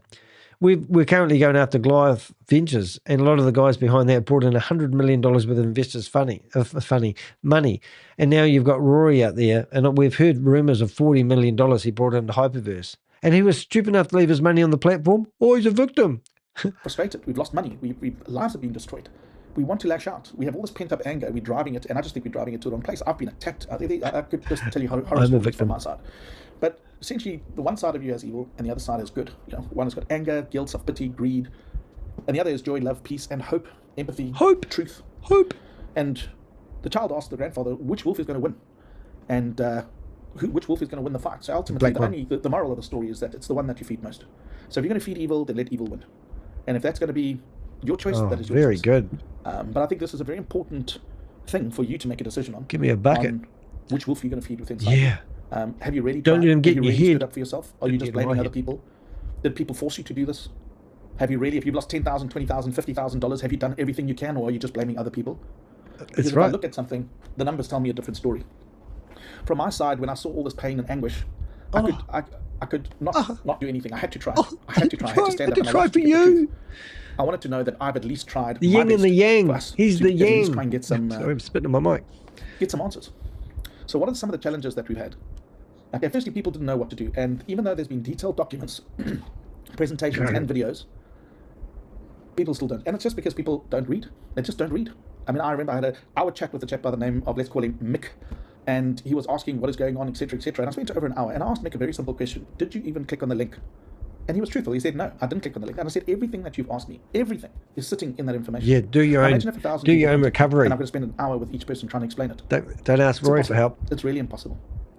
The other thing that we had was challenges is that people couldn't contribute the $15. And I just want to highlight here, the $15 was more to focus on getting proper commitment from people. I can assure you this is... Now, we actually monitored his $15, and he theoretically had 3,000 people meant to be paying him $15 each. So he made $5,000, and then we could see him withdrawing the money as it was coming in, moving it out of the thing. So he managed to get about $5,000 out of people with the $15 in his crypto wallet. Then he said that he was that it wasn't very successful. So he was trying to become a merchant. And if you are doing anything legit, you can actually set up WooCommerce on a WordPress website, which he was using at the time, and install a plugin called WooCommerce, which will enable you to take credit cards payments. And for some reason, he couldn't get a credit card processor to take his $15 off people. So then he was telling, it all became about the $15. He was trying to make money by getting people to pay $15. Then people who said they've lost hundreds of thousands of dollars couldn't afford to pay $15 for Rory to do this class action lawsuit. And then he, but it was all about collecting the $15. It was just ridiculous. Way more than whatever the contributions have come through. It's a very, very, and I've been accused that I'm trying to fleece people for $15. It's the most ridiculous thing. But you know what? People have their opinion. Well, so we will deal with that one as well. But now he's accused me of doing this for clickbait. So he's using everything he can to blame everyone else. So people have accused him of going after the $15. Yes, but you have got the money and you've taken the money. And we've also been watching your wallet addresses, and we've seen you taking the money out of the wallets that was meant to be there for the court case. Why did you withdraw the money, Rory? I found very strange is that $15, and we said send it in USDT. Now, why it's strange is that everybody that got involved in these programs had to do it in cryptocurrency. But now all of a sudden they can't work with cryptocurrency, which tells me that somebody assisted them, did everything for them, and has left them, and they don't know what to do. They have no idea what's going on. They put money into something that they don't understand or don't know. He's going after vulnerable people. That's what he's doing. On, or just ignores them or block them. So, based on that, I was like, okay, well, let's find a solution. So I took one of my companies and I said, okay, well, let's log into PayPal, which we have, and we needed a solution for credit cards. And in South Africa, one of the top companies is PayFast. So we set up everything and I engaged with PayFast. And we know that over 65% of the people wanted to pay by credit card because it is very difficult to send money from different countries to South Africa. And people that have lost money in a crypto scam, and in certain countries, they don't know how to pay in crypto, or it's difficult for them. Like I know in the States, it's very difficult. So we created these options to make it easier for people. And people asked us for more time, and we extended the deadlines. And he extended the deadlines on what to do, like for about 4 or 5 months, so he could keep collecting the $15. It's very frustrating from our perspective. Everything's frustrating. And attention on this as well. But we're going to come back to PayFast in a little bit as well.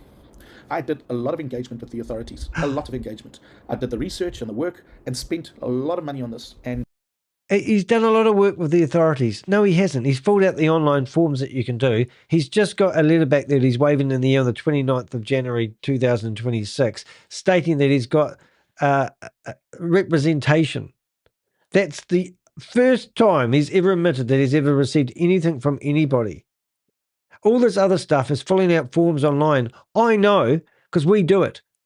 And it's a waste of time submitting all this information to anybody. No one cares in Dubai. In fact, they don't want to know anything about criminal activity in Dubai. They just want to pretend that no crime is happening in Dubai. In fact, if you piss off a local, you go to jail or you get chopped up and thrown out in the desert. They do not want anyone any embarrassment. They don't even want to know anything about scams. So it's just bullshit. He's got one letter back and he's thinking he's got a lawsuit happening. There has been a few leaders that have supported in the background, but very few. I've told them that they mustn't come forward because it's not in their best interest. But I don't think we really fully understand the issue of what's going on. And I'm aware of certain stuff in Dubai. And, you know, the Interpol red notice and things changed. So we were heading this direction. We did not get enough support. I must tell you, we didn't get to the 10,000. But based on that, we were offered arbitration when Sam Lee offered himself up and he went 60 days into detention. And I got a phone call from the IRS telling me that Sam Lee had been detained in Dubai, and I did a video about it. The IRS phoned me up and said, we've got some good news. And I said, what is it? He said, Sam Lee has been detained in Dubai. And I thought it was for 7 days. When Bloomberg came out with their documentary, Sam Lee admitted he'd been locked up for 60 days. It was ridiculous. And now he's out. All right? So this guy is talking through a hole in his head and his other end. keep in mind, this was an Interpol red notice for Sam Lee, and we were told, do not do anything, wait for arbitration. That's what we were told. That's the message that came back to me. Isn't it strange? Where did it come back to you from, you dumbass? He tried speaking to the IRS, and they actually stopped talking to me at that time because they said that they had been told intel about my intentions of some sort. So they didn't want to talk to me anymore because they didn't know who to believe, whether Rory or myself. And that's what I got told later on when I got another phone call from the IRS. It's just, believe me, believe him. It's not really about that. It's the fact is what he's saying doesn't make sense. It doesn't add up. It's all hearsay. It's just jargon, legal terms to make you think that something's real. Nothing's real here. This is just total bullshit, speculation, all designed to build a new community so he can come up with a new Ponzi scheme and scam and present it to you and get commissions. These are what multi-level marketing guys do. They pay fast in mid-October, the same time, okay? And this company's head office is in Dubai. At the same time, they block my account or they block my business account. No reason given. So the same. That's because you were taking money and trying to scam people, Rory. We report them. We reported every merchant account that we could find that you were promoting. It would be me not stopping them. They look at the account and go, oh, thanks, Dan. Thanks, Avengers. Thanks for reporting this guy that's trying to fleece money off people. And now he's saying, I don't understand what happened there. Or read their terms and conditions. Same time Sam goes in October, my account gets blocked. So now I can't process any credit card payments or help people, okay? Oh! But I don't say anything. I keep quiet. Oh, he's a noble soldier. Soldier Rory. Number 38416. He's the man that changed the world. I keep funding this myself, okay? Oh, he funded it. He's fleecing the money off everyone at $15 a pop, and he's funding this himself. What expenses does he have? Why? Because I didn't want to bring a negativity to the process and more drama to everything. Everyone's been negative. So just keep going, and try and sort these issues out. I mean, the bullshit meter's way over here, going flying all the way down here like this, and I'm sitting here thinking, do we really have to listen to this guy? This is another day in the office for me. Everything that's coming out of his mouth, he's brainwashed himself to thinking it's true and genuine. He's spewing up on camera. I cannot get over this. This is just what I've heard every day of my life. These are the excuses that scammers come. This guy his company's been forced to shut down by the courts. And here he is in between that court date that shut him down, claiming that he's a victim. Pay fast. So from November to July, we sent all the updates to Dubai Authority. Sam is released. How Sam got released with the information that was sent, possibly the information was never presented. I don't know the answer to that question. I don't know the answer. But we've been waiting over 5 months patiently for feedback from the Dubai authorities or from the process, and everything has just gone quiet. No more communication. So the only way that we can really resolve this, and this goes back to my discussion with Samir, is Samir said I'm doing it wrong. I get other people telling me I do it wrong. You must just email the Dubai authorities. They are geared for this. They will handle it. So how's it gone, community? How's it gone? Who has got a response? I know Dubai Police says, thank you for your email. We'll get back to you. Who has been helped? No one. Who's had a case opened up? No one. Who's had success? Please share it on the group. No one. No one does. So they do nothing. 5 divisions of Dubai that deals with money, right? Who has been helped? We keep going around in circles and circles and circles. We don't go to circles. We're just going in the wrong direction, Corey. There's no circles in what you're doing. It's just all going around it's just on a straight line, wrong direction. This guy is delusional. This is how they must sit there and they must wake up at night in a cold sweat and think, I've got to come up with a better story. I've got to get these people believing me again. Can accept that as a community? Fine, let's accept it. How many times have you emailed? Have you picked up the phone? Have you complained? Have you researched? I've done it all for you guys. I have tried my best. I have come at it with everything I had. I also promoted the last 15 Ponzi schemes and scams, and now I'm getting myself in the shit here. So I'm going to become a hero. I'm going to wave a flag at the end, going, "I'm here to help. I'm here to help." And he's as good at filing a lawsuit as Mickey Mouse is with his ears flapping in the breeze on a windy day. Hey, Pixel, do you want to come up here? Come on in. It's only my responsibility to do that. Come here. So yeah, receipts. I always get told, I could be lying. Well, here's a receipt. The 14th of October at 11/23/2024. Interesting. My account's blocked. I immediately get onto that. Start chatting with Payfast. Hey. Here you go, boy. And let's talk about Payfast. Let's talk about head office is in Dubai. Oh, everything was on track. I believe we would have got conspiracy. to our numbers. We would have. Let's get your silver hat out. I think people were very keen to get resolution on this, but my account, or our ticket account got blocked, and I kept self-funding and working through this. Why? Because I didn't need the negativity, and there's people out there that attack me and sabotage and say a whole lot of untrue things about me, which would just have confused the whole community. Coincidentally, Sam hands himself in, and Payfast, as much as I try and convince them that we are trying to do a claim back and whatever, they blocked the funds. The money's still sitting. Everyone else has got the problem. Was it reported as a scam? Did Sam or counterparts, maybe, who knows? Maybe they've got shares in that business. I don't know. But I tried from October. Eventually, after countless of emails and getting pushed, I took a travel and I traveled to the head office. And on the 6th of February, I sat down in reception until I was helped. Only on the 2nd of July, which was my birthday, I had a meeting finally with the CEO and Dubai head office. Really? What and happened? I spoke with Samir. And maybe I'll put his email in there because you guys, maybe Samir has a better idea of how we handle these things. But he told me, this is what you've got to do. And that's what we've done. We've done everything. He told me I'm doing it all wrong. He deals with all the key crypto players in Dubai. So great, Samir, you be a help to us. You help the community because you think I'm running a scam. Let the community tell you how much money they've lost, Samir. And the same, that goes with the CEO. So the scammer got scammed? Out how much the community has lost. But your guys stopping me be able to raise the funds to do a proper legal thing. Oh my God, it's a crypto scam. Just fire up another Bitcoin wallet. Great, Samir. I'm going to ask all the people to contact you because you obviously telling us that we Oh my God, can you imagine him in your office? You say, MasterCard and Visa policy, they do not fund legal matters. And that's one of the reasons for the block. I've never heard of anything. I've worked in the banking industry. I've never heard that in my life before. Yeah, I'm not going to sign into that. And we also were advised by you guys, by your department, to set this up. It's not his fault. It's not his fault. Membership. The membership aside fund, that was to handle all the admin work, help the people, do everything. So it was a membership with a part of it being an outcome to try and get legal action. Yeah. Everything just seems too coincidental for my liking. Yep. You've got it. The meeting was on the 2nd of July. Following Samir's guidance, we initiated a request to send all departments and to Dubai Police. Again, ask, has anyone been assisted or anyone been helped? Or is Dubai turning a blind eye? Somewhere there's a block. Really? There's no justice in Dubai? 12th of February, after I go there, I follow up, I waited. Again, 6th of February, I was told I'd get a response. I didn't get a response. So what's happened? All the $15 disappeared. It was a follow-up for the meeting that took place on the 6th. Everyone's credit cards probably got reversed. 2nd of July, on my birthday. On his birthday? Samir. It's on his birthday, Pixel. David Adams, he's the CEO of Payfast in South Africa. And now I'm branded as a scam. And now you know what? I actually don't blame them. Why? Because there's negativity about me out there. People making false claims about me. Well, here we go. And now, this is where I come in. Other issues. And what do I get on Friday the 18th of July from the compliance? Thank you for your correspondence. We acknowledge the matter has been a source of frustration for you and appreciate your continued patience as this is addressed. Still do not have a final reason. I don't have a reason. Our teams have performed an extensive review of information provided to date and must advise it remains deficient. So I have no idea when they plan to get the money.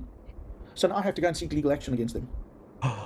Oh no, he's now taking legal action against the credit card provider. Why are we he can't make this shit up. Payfast, by network, Dubai company. And there I've underlined it. Hold on the funds will remain in place. They don't tell me how long for. So now I've got to go and take them to court to go and try and get the money back. Oh, but they would have handed it all back to the victims. Me, and I don't think many people understand what has been taking place and how frustrating it is. But that's okay. I'm not here to... Do you guys understand how frustrating it is for Rory? I mean, come on. I mean, you can't make this shit up. Look at him there. I used to call him names, but I'm not going to do that today. Because I actually feel for Rory. I mean, what is the psychological things that it's going wrong in Rory's head? Where does a scammer who's been liquidated by the courts in South Africa and told he's no longer allowed to fart in a jam jar when it comes to doing anything with business, At what part does Rory not realize the game is up? You've advised people how to get involved in over 15 different scams that have been, exposed by people like me. The only thing you can do is tell people that Danny's just after clicks. All right, but if everyone listened to me at the start, you wouldn't have been in this predicament in the first place. But you chose to listen to somebody who's done his research about 15 scams in a row, where all of them have been flagged on behind MOM. Regulators have tried to warn people about We Are All Satoshi, but you just ignored all that and carried on promoting it. And now you're a victim. And you're trying to get everyone's money back from a scam. It's like a bunch of, what do they call it, bank robbers go in there with the cars, the guns, and they raid the bank, they take all the money, and you're one of them. And then you tell everyone that I'm going to have a word to the bank robbers, and I think we can get your money back.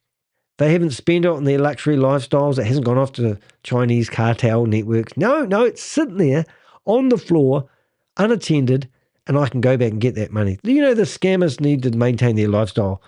So, do you want to hop down? Hold up. Doggy wants down. Do you want down? You hop down. You go play with your other friends. But, that's what. And now Rory is sitting here. I used to call him Jabba the Hutt. I just want to say that.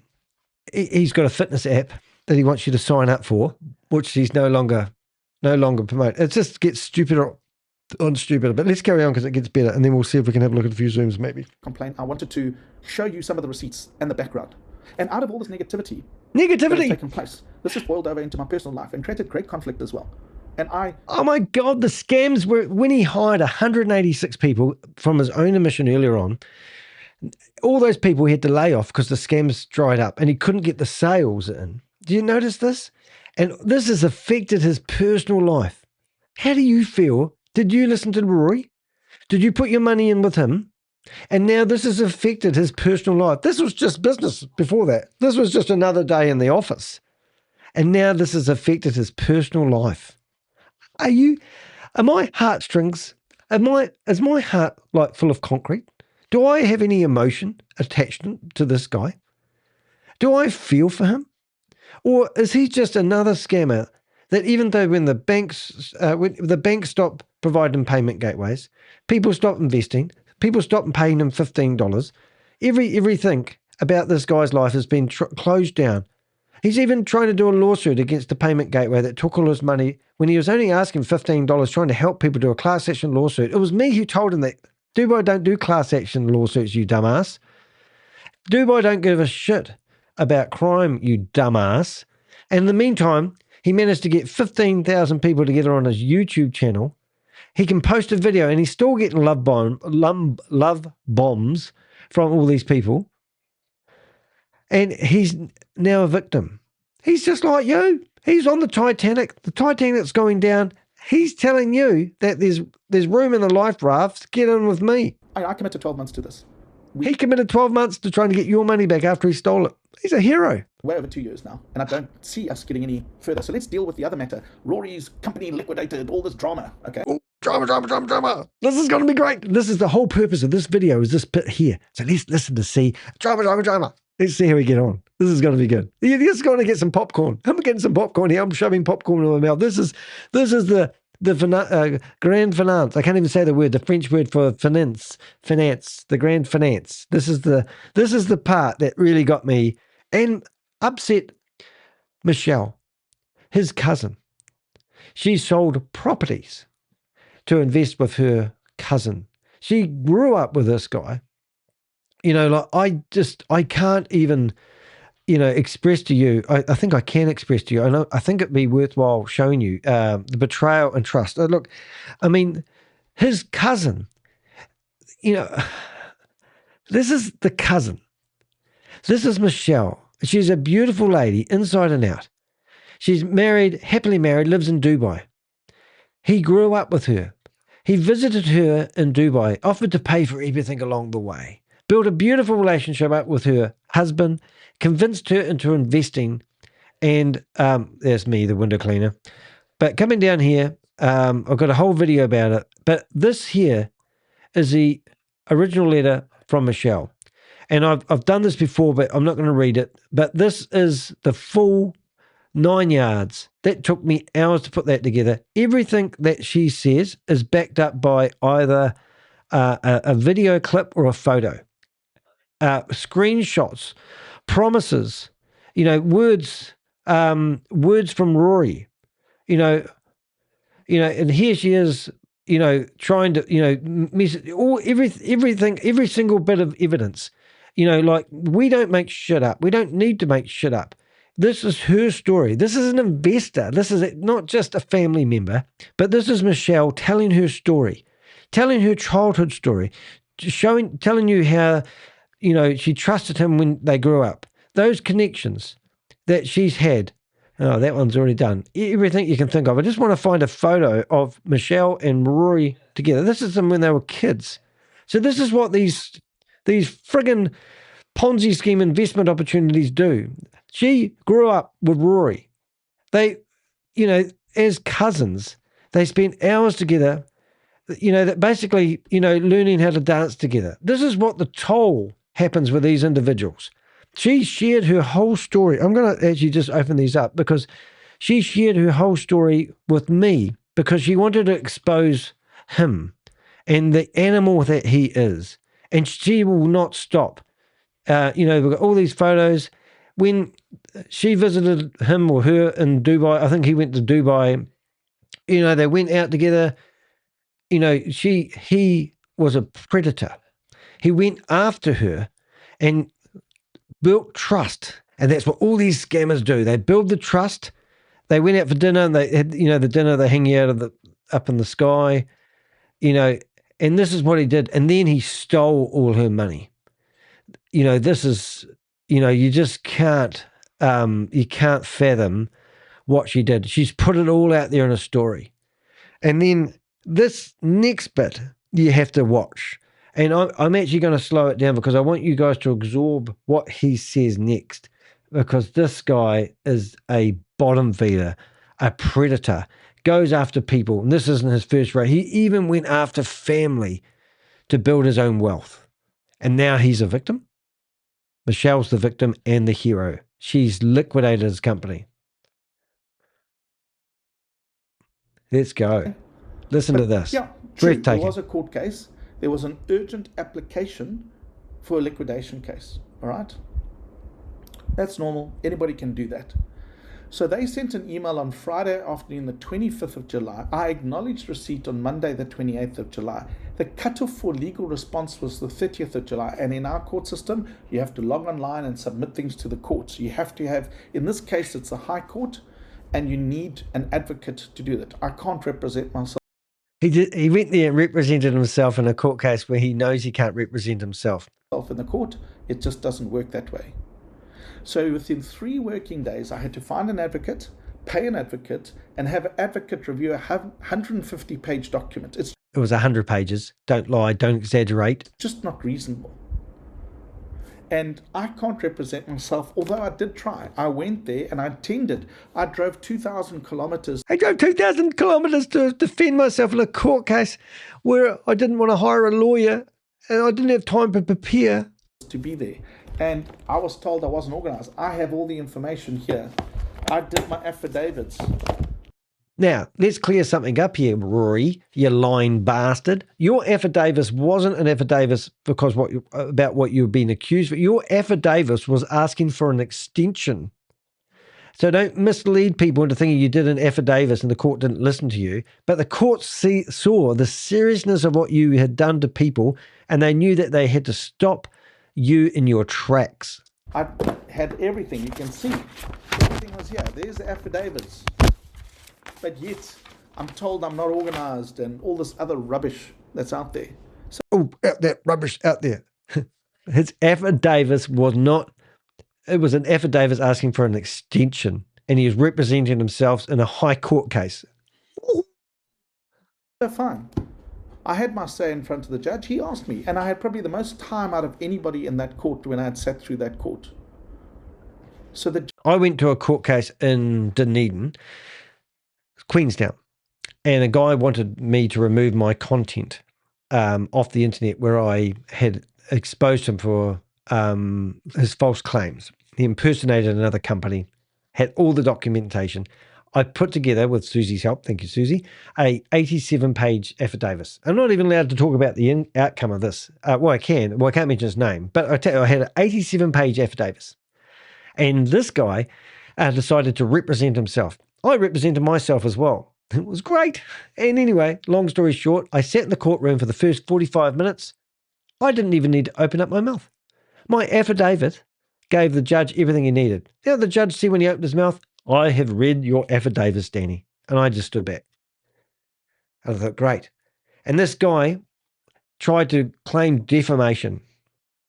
And the judge said, "You're not here for a defamation case. You're here for a Digital Act Communication Act, Mr. Whatever his name was." And I sat there and didn't say anything for 45 minutes. This is the same shit. If you're well prepared, the truth speaks volumes. The courts would see right through Rory. That's why they didn't want to give him an extension. That was what his affidavit was about. He knows that for a fact. And he's trying to claim that he had all his ducks in a row, but the courts didn't want to listen to him. He's trying to be a victim. He was driving the Titanic. He was organising the lifeboats for the victims and then asking if he can go on the lifeboats and be a victim as well. Judge had to make a ruling. What was the ruling?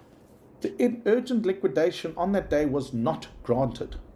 What was granted, and remember, I'm not allowed to represent myself, but the judge wisely asked me to give my input and my thoughts, issued what's called a draft liquidation. So all that means things are in a holding pattern until the court hearing actually takes. And if you don't know anything about liquidations, I don't really either, but I have been told that it happens. Liquidations don't just happen like that. They, in South Africa, it happens in stages like a staircase, and you have to go through the process. And it didn't matter what the court did, it basically had to follow a process. Place.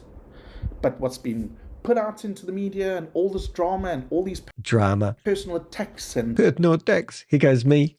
Horrible things that have been said about me. Thanks. You're a scammer. You promote multi-level marketing. You don't have any proof to back up the claims you make. Yeah, all those horrible things. The truth hurts, Rory. All this means is that the judge has said, look, you will be given time to properly prepare and you have had enough time to get an advocate to represent you. My company is not liquidated. It is now. Shut down by the courts. Court order. Go into the description of this video that you're watching. You'll find a link to my blog. And in the blog, you'll actually find the court order where he's been shut down.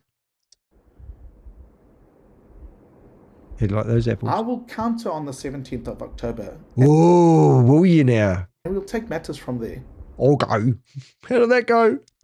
So this is just all drama, all drama. This is the education that you're getting from somebody who followed people into a scam and then built a company over top of the scam and then sent it out to people in Zoom meetings and told them that he's done the due diligence about Sam Lee, Ryan Jew and everything, and he feels good about it. And now he wants to present it to you, and he would take your money and invest it for you, but you had to trust him. And all under his company name. Isn't he a good guy? What right did he have to do that? Tell me that, Rory. I know you're watching. Tactics. This is done to discredit me, hurt me, and force my hand. It's there to show people you're a dirty, disgusting, bottom-feeder scammer, and you'll do whatever it takes to make a dollar. And I'm actually very, very sad about this because, it's just getting too much. Okay, you can see on the 30th of July, I responded the intention and I state. He showed his intentions. It's like a bank robber going back and saying, my intention was not to hurt anybody. I just wanted the money. There's the date. Friday afternoon, response, everything. And you know the advocate, when they arrived in the court papers, we were first up on the list.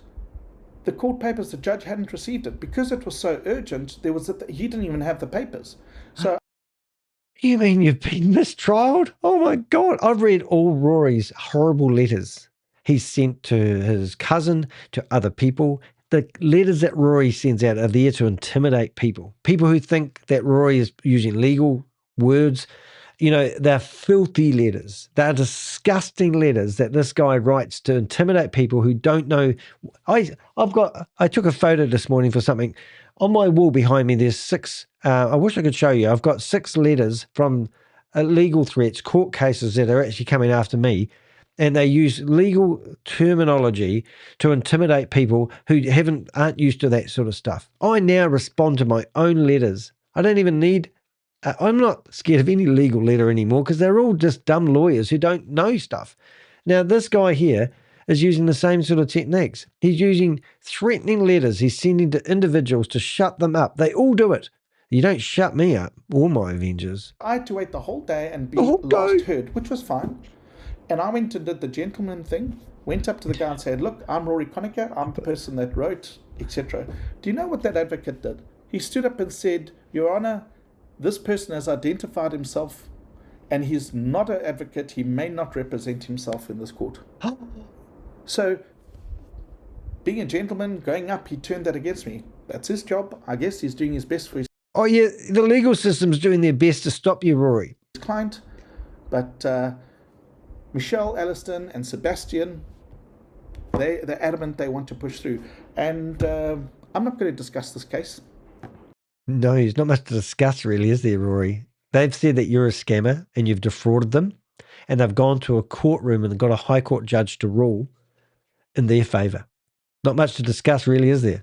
I'm very sad. I'm very heartbroken for various reasons. Because one, on the 25th of July, they could have stopped this at any stage. I wrote to all the creditors and said the update confirms that the legal dispute between those parties, a copy of such a letter, so this is saying allowing payments to proceed, a copy of such letter has been submitted to the credit committee. I have kept everybody up to speed on everything. I have followed the law. And this is what we were discussing yesterday, because we had a sneak preview of this, and we did this with, so because he's kept people up to speed about how much money they've lost and what he's doing, then he's not liable for his dirty deeds. This is really funny. We just finished a wee poll here. After final liquidation, what should Rory do next? And we've had 13 votes. Thank you very much. Accept reality and log off. That's a good one. 46% of people tell you to just stop, Rory. That's my thing. I don't have the numbers that you seem to have when you do your lives, but I think you've got a lot of people that are hoping that you can help them. Anyway, start another community, 31% of people. Upload one last update video, 15% of people. And the last one, blame the legal system again, 8% of people. Thank you very much for your votes. I'm just going to do another wee poll here. I'm going to ask how you feel, if you feel sorry for Rory, and if you want to vote, you're more than welcome. But just so Rory knows that we're not really feeling sorry for you. We don't think you are a victim. Here we go. When everything went down with Hyper, I had diversified investments, and when Sam Lee didn't come through and do what he did, there were some black swan events, but I had diversified investments, and this is now finally coming to, but all the creditors got this, and you know, my cousin at any stage could have withdrawn this. Oh my God, make you the victim. But villain. Thankfully, in a sense that now it's out, I can do a proper audit on the company and take my time to address all these issues. But who's going to suffer at the end of the day? It's all the creditors. You know, and if you have a look at this guy, I'm sure some of you might know Danny DeHeck. He's been at me saying a whole... Does he really care? Or is it all about clicks or his dream to have a Netflix? And he's probably going to use this video and say bad things about me. Well, I'm not going to say bad things about you. You've said enough. Now, talk about that. He's got a good point there. If you guys subscribe to my YouTube channel, a lot of people are watching on mobile devices. And I know it's a pain to log in and subscribe, but please do subscribe because I'm here for clicks. Okay, and if you do subscribe, I've got Sadie. She doesn't get paid a cent. I tell you, she's never been paid, but she cleans your screens on your computer. Thank you very much. Get back under the desk. She's such a good girl. Did that actually work? Where did she pop up? I just saw where she popped up. I'm going to do that again. All right, bring her back. Oh, she's in the wrong place. She's moved. She's a dirty girl. Oh, well, I don't mean that like that. That doesn't sound right. What we're going to do, though, we're going to put her back in her place. So let me move her around, put her down here. There we go. And I'll lock her into place for next time.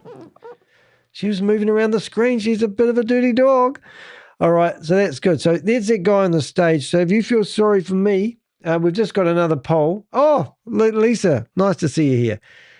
We've just got a bit of a poll going on, so you want to make sure you vote to that. So no one feels sorry for you so far. We've had our first vote in. Sorry, Rory. And let's carry on. Notice I didn't have a beard then. Got one now. Nothing unusual, Yeah. And, it's true. Michelle is a creditor and Sebastian's a creditor of the company. I've kept, but what they wanted was for me to give them special treatment. And they said, Special treatment. An investor of Rory's company wanted special treatment. Would you believe they wanted their investment money that he was promising them? Oh my God. Yes, it's just unreal. And, it is actually unreal. I've been following the whole sagas that this is the person at the end of all this crime that's gone, the fraud that's going on, the black swan events, as he calls it, is still claiming that he's a victim and he's been working hard for his investors. And now he's decided to turn on his only dear cousin and blame her for shutting him down so he doesn't cause any harm to anybody else. And he still now blames me, a YouTuber, for speaking the truth and telling you what's been happening. And Michelle, who has to pay more money to shut him down for the sake of people like you who may be sitting here thinking this guy's the real deal. I didn't pay them on this date, they would do X, Y, Z. And they've gone. And unfortunately, why I'm sad is that, and maybe there's something sinister. I don't know. They're staying in Dubai. Who knows? Maybe they've teamed up with whoever's trying to discredit us and stop us from getting what's due to us. What is due to you? Now, just what he said then, guys, I mean, I don't want to keep stopping, but I just can't help it. He's claiming that Michelle, who's, sold a lot of properties to invest hundreds of thousands of dollars with her cousin that she grew up with. Now, she's claiming that she is partnered with, I've received $15 donation from Michelle. Thank you very much, Michelle. If you want to donate, please do go to buy me a cup of coffee. It's going along the bottom of the screen there. But what he's claiming that she's either partnered up with Sam Lee to stop the force of Rory Conacher filing a lawsuit, a class action lawsuit in Dubai that they don't even do, or a lawsuit against Sam Lee. And because she lives in Dubai, she might have actually partnered with Sam, because Sam really gives a shit about what Rory is threatening to do to Sam Lee, that she's going to be profiting somehow from this all. Are you shitting me? Really? Come on, mate. You've got to do better than that. What else? Michelle and Sebastian set up a group called the Vanguards. I was in that group for a wee while. It was great. I'm still in the group. It's just it doesn't need any action. Half these people that were in there, though, they were waiting for Michelle to do all the dirty work. And she said, look, you guys, let's do this together as a group. And they said, oh, we'll wait and see. Well, wait and see. The company's been shut down now. And that is the mentality of the people I get every day. And they contacted all the creditors saying it would be private and confidential. Some of the creditors shared information. They took that information and put that into the court statement, and it's factually incorrect. Really? A scammer saying that things were factually incorrect? I've never heard of that before. And what's very sad is that information has now gone to the South African Revenue Services. No, really? So Michelle and Sebastian have actually hurt a lot of people. Oh, they've hurt you. Michelle, the hero, the Batman, is it? The Spider-Man, the Wonder Woman, the greatest American hero. They have actually hurt you, not saved you. Let's spin that around. I can't believe you even said that. They come out of your mouth, you stupid idiot, Rory. And now we've got to unbundle more of a mess. And I'm actually heartbroken. And he's heartbroken. Oh, God, my heart's pumping custard, guys. I'm heartbroken for various reasons. Firstly, that Michelle, look, I can respect what she's doing. I can respect the fact that she wants to shut me down and stop me from scamming other people because I'm a serial Ponzi scheme promoter. I can accept that, but she's done the right job, and I can understand that. She believes she's doing what's right. She believes she's just blindly led. She just lost her whole wealth, her everything, all her money, all her security is gone. She is now struggling to finish you off, but she will, because you've got a woman's wrath. And a woman, when she's after somebody who's done her wrong, she's put love aside. You know, I could wish I could play some of the messages that she's played. That you've destroyed her, and now she needs to finish you off. It is you. This is a YouTube documentary in the making, Rory. You are just a scum of the earth. Sebastian believe what they're doing right. Danny's obviously got into their ear. You know, I have so many disgusting messages directly from Danny. He thinks that's just who he is, I guess. He has no idea who I am. But boy, oh, I have not fought Michelle's battle for her. I have stood beside her. And this is what you need to do, guys. If you've lost your money to scammers and they've taken your money, you know, the energy and the time, the money that Michelle has put in to go after you, Rory, is just off the planet. And I take my hat off to her. I did not do anything. I have reported the truth. I've told people they need to be strong. This is what you need to do to go after these scumbags if you want any show of redemption. I think that's the right word. And it saddens me, you know, this is, you know, you've taken people who've worked all their lives and all their money and you've thrown it into a Ponzi scheme from a guy that stole $50 million from Australians and fled to Dubai, and you still followed him and still promoted his stuff. Keith Williams, God rest his soul, on the 19th of August, 2024, Keith Williams died at the age of 60. And I used to follow him around. That guy was a disgusting bottom feeder. And karma caught up with him. Kalpesh Patel, you know, we believe $29 million he stole from people, living in Dubai on the 56th floor next to some railway station somewhere. Must go there and visit him one day. He's living the life. He's got all the money that you told people to give over, has all gone to Hyperverse, and, you know, it's just disgusting. And you are not a victim. And I want to make Michelle is a hero. But I'm heartbroken because we will see how this ends. What possible outcome could Michelle await if the court rules in her favour? The court has ruled in her favour. They've shut down her company. She just wants to stop Rory. She knows he's probably got no money there. She's not after the money. She just needs to stop him. And that's got to be clear, that she just wants to stop him. And Rory is, you know, he will carry on. He's promoted 15 Ponzi schemes and scams in a row. And now he's claiming, you know, the first one that fell over. Well, look at K-Bars. So we've got K-Bars, gold-backed coins. Rory was promoting that. That was before he started promoting Hyperverse. You know, and no doubt he was in Novatech. No doubt he was in Cash FX. You know, there's a whole list of Ponzi schemes and scams. This guy is a serial promoter of Ponzi schemes and scams. This is not his first rodeo. And look, he's managed to get a community together of 30,000 people, allegedly. Showed me the database once of all the things all blurred out so I couldn't get people's email address to warn them. And he's got these people, and then he's stood up and said he sent out a newsletter to the same group he's claiming that he can help get their money back.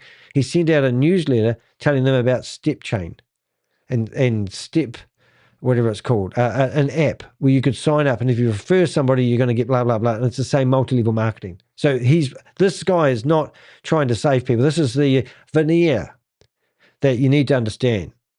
He is building communities. That's all this guy does. And then he sends out newsletters telling people to sign up for something, and he gets a commission. Whether he gets a backhander, he was on these meetings. I mean, you just cannot listen to what this guy says. And if you do, you're part of the problem. And the person that I think is going to get hurt the most out of this is Michelle and Sebastian. She's already hurt. You've destroyed her. Good on you, Rory. Danny doesn't really care. Put a 1 in the chat room if you think I don't care, guys. Danny's about clicks. Does he really care about Michelle and Sebastian? Well, let's see. Let's see what happens after the 17th of October. Well, we know now. His company's been liquidated. Let's see what happens. Okay. Maybe she's right. She is right. Maybe the money doesn't come to RJS Capital as promised in the letter, and then we do liquidate the company. But if the money does come, it's too late to say I'm sorry. I'm sorry. Not when you throw hundreds of thousands of rands and defame me and all that. So let's see what happens. Enough about that. Enough about that. Here we go. So let's get it back to the community response and the initiative. When I started this, it was about truth, justice, and a chance for our money back. A chance for your money back now. Oh, look, guys, I'm going to speed it up from here again. But that was sort of the main part I really wanted to, focus on, because that's obviously, I've been corresponding with Michelle. I've been following this every step along the way. And now he's going to be building a relationship back with you. And going by the comments underneath this video that he's done, people still believe him. And our job's done. I mean, follow this guy. The courts have made a decision to shut him down. His family members that he grew up with have taken him through the court system and tried to shut him down for no profit or gain. They realize they've lost their money, and they know that he's family and they need to stop him, and they've stopped him. The outcome, well, who knows what's going to happen in the future? It will be here. We'll listen to the end of this. It's documented. Lies and video. We had video evidence, and we as a community needed closure. I needed closure. We had to do something. Had to do something. 183 or 86 staff he had working for him, promoting people into Ponzi schemes. He admitted it in the beginning of this video. This guy is not a victim. So I called out from day one and said we need at least 10,000 people to have enough momentum to get the government's attention and to try and get an investigation, get things sorted. 24,362 people confirmed. It's actually more. It's about just over 24. At the bottom there, 24,443 confirmed that they're on board. They want to be part of this. But when it came to the crunch, only 3,800 roughly completed applications, if you could even call it that. And I'm being generous when I say 890 are valid. And it's been more than 2 years. I committed 12 months of my life. I've actually doubled that. 2 years on, more than 3 million emails, 100 videos, letter updates. We still have a low participation rate. And the definition of insanity is doing the same thing over and over and over again and expecting different results. Isn't that ironic that he uses that? One Ponzi scheme. I can think of 15 Ponzi schemes and scams that he's been associated with, and they've all failed. So clearly I'm doing something wrong. Well, you know why he still does it? Because they get commissions. They know how to siphon money out of these Ponzi schemes and scams. They know how to paint the picture of victim mentality so they're not liable. He's liable. His company's been shut down. The courts, the High Court of South Africa has liquidated his company, and he still comes out and does videos. Unreal. The community doesn't care, or they're not interested in getting their money back. So I've tried. I've really tried. So let's have a look at some of the receipts here. I have people claiming $10, $50, $10, $1. Yeah, $249,000, $83,000. So he's got someone who's claiming $1, trying to get their $1 back. He's got people in his database that are claiming to get $10, $60, $50, $66, $94, $10. And then there's one that says $356. Crazy. So no redemption for Michelle. I'm not sure how to take that question. I'm going to put that across the top. So what do you think it means? Put comments in the comment section if you're not watching this on the live. But no redemption for Michelle. So I'm curious on that one. Because what I see is no redemption for Michelle. What is redemption? Is it being able to stop somebody who's a criminal and do something about it? She's the one that's flipped the bill for this. She's the one that's lost the money. What would redemption look like for Michelle? Does she go and sue him thinking she can get her money back? Or does she know her cousin? It's her cousin, it's her family, and she's just stopped him. What does redemption look like for Michelle? What do you think? Put it in the comment section. It's a good question. I mean, people question my why. The time I spend, it's 4 o'clock here in the afternoon. I haven't made any money. I haven't received any donations. I hope that people do donate to me. Why am I doing this? Why is Michelle doing this? Why do you want? Are you sick of scams? Do you think we can make a difference? What does Michelle do this for? Did Michelle just wake up and have a bad hair day and decided to lash out on her cousin? Has Michelle got no reason for doing what she's doing? What's her motive? What's my motive? What's your motive? Why are you here watching me? Why? Why do we do this? Is Rory really innocent? Is Rory just being misheard? Has Rory just got himself down a rabbit hole where he can't get his head out again? Has he got his head stuck in the ditch? What's Rory's redemption? What is Rory hoping to get out of this? Is he hoping that when he stood up in the high courts of South Africa and he said, I'm Rory Conacher and I'm here to represent myself, and sorry, Judge, I haven't had time to prepare, and I want to put my affidavits in here saying that I need time to prepare? Or have you actually read the emails? Have you actually taken the time to read Rory's mind-numbing, gaslighting, threatening emails he's written? I haven't got one in front of me. I've got them linked of the blogs that we've done. You can go through and read the blogs if you've got the time.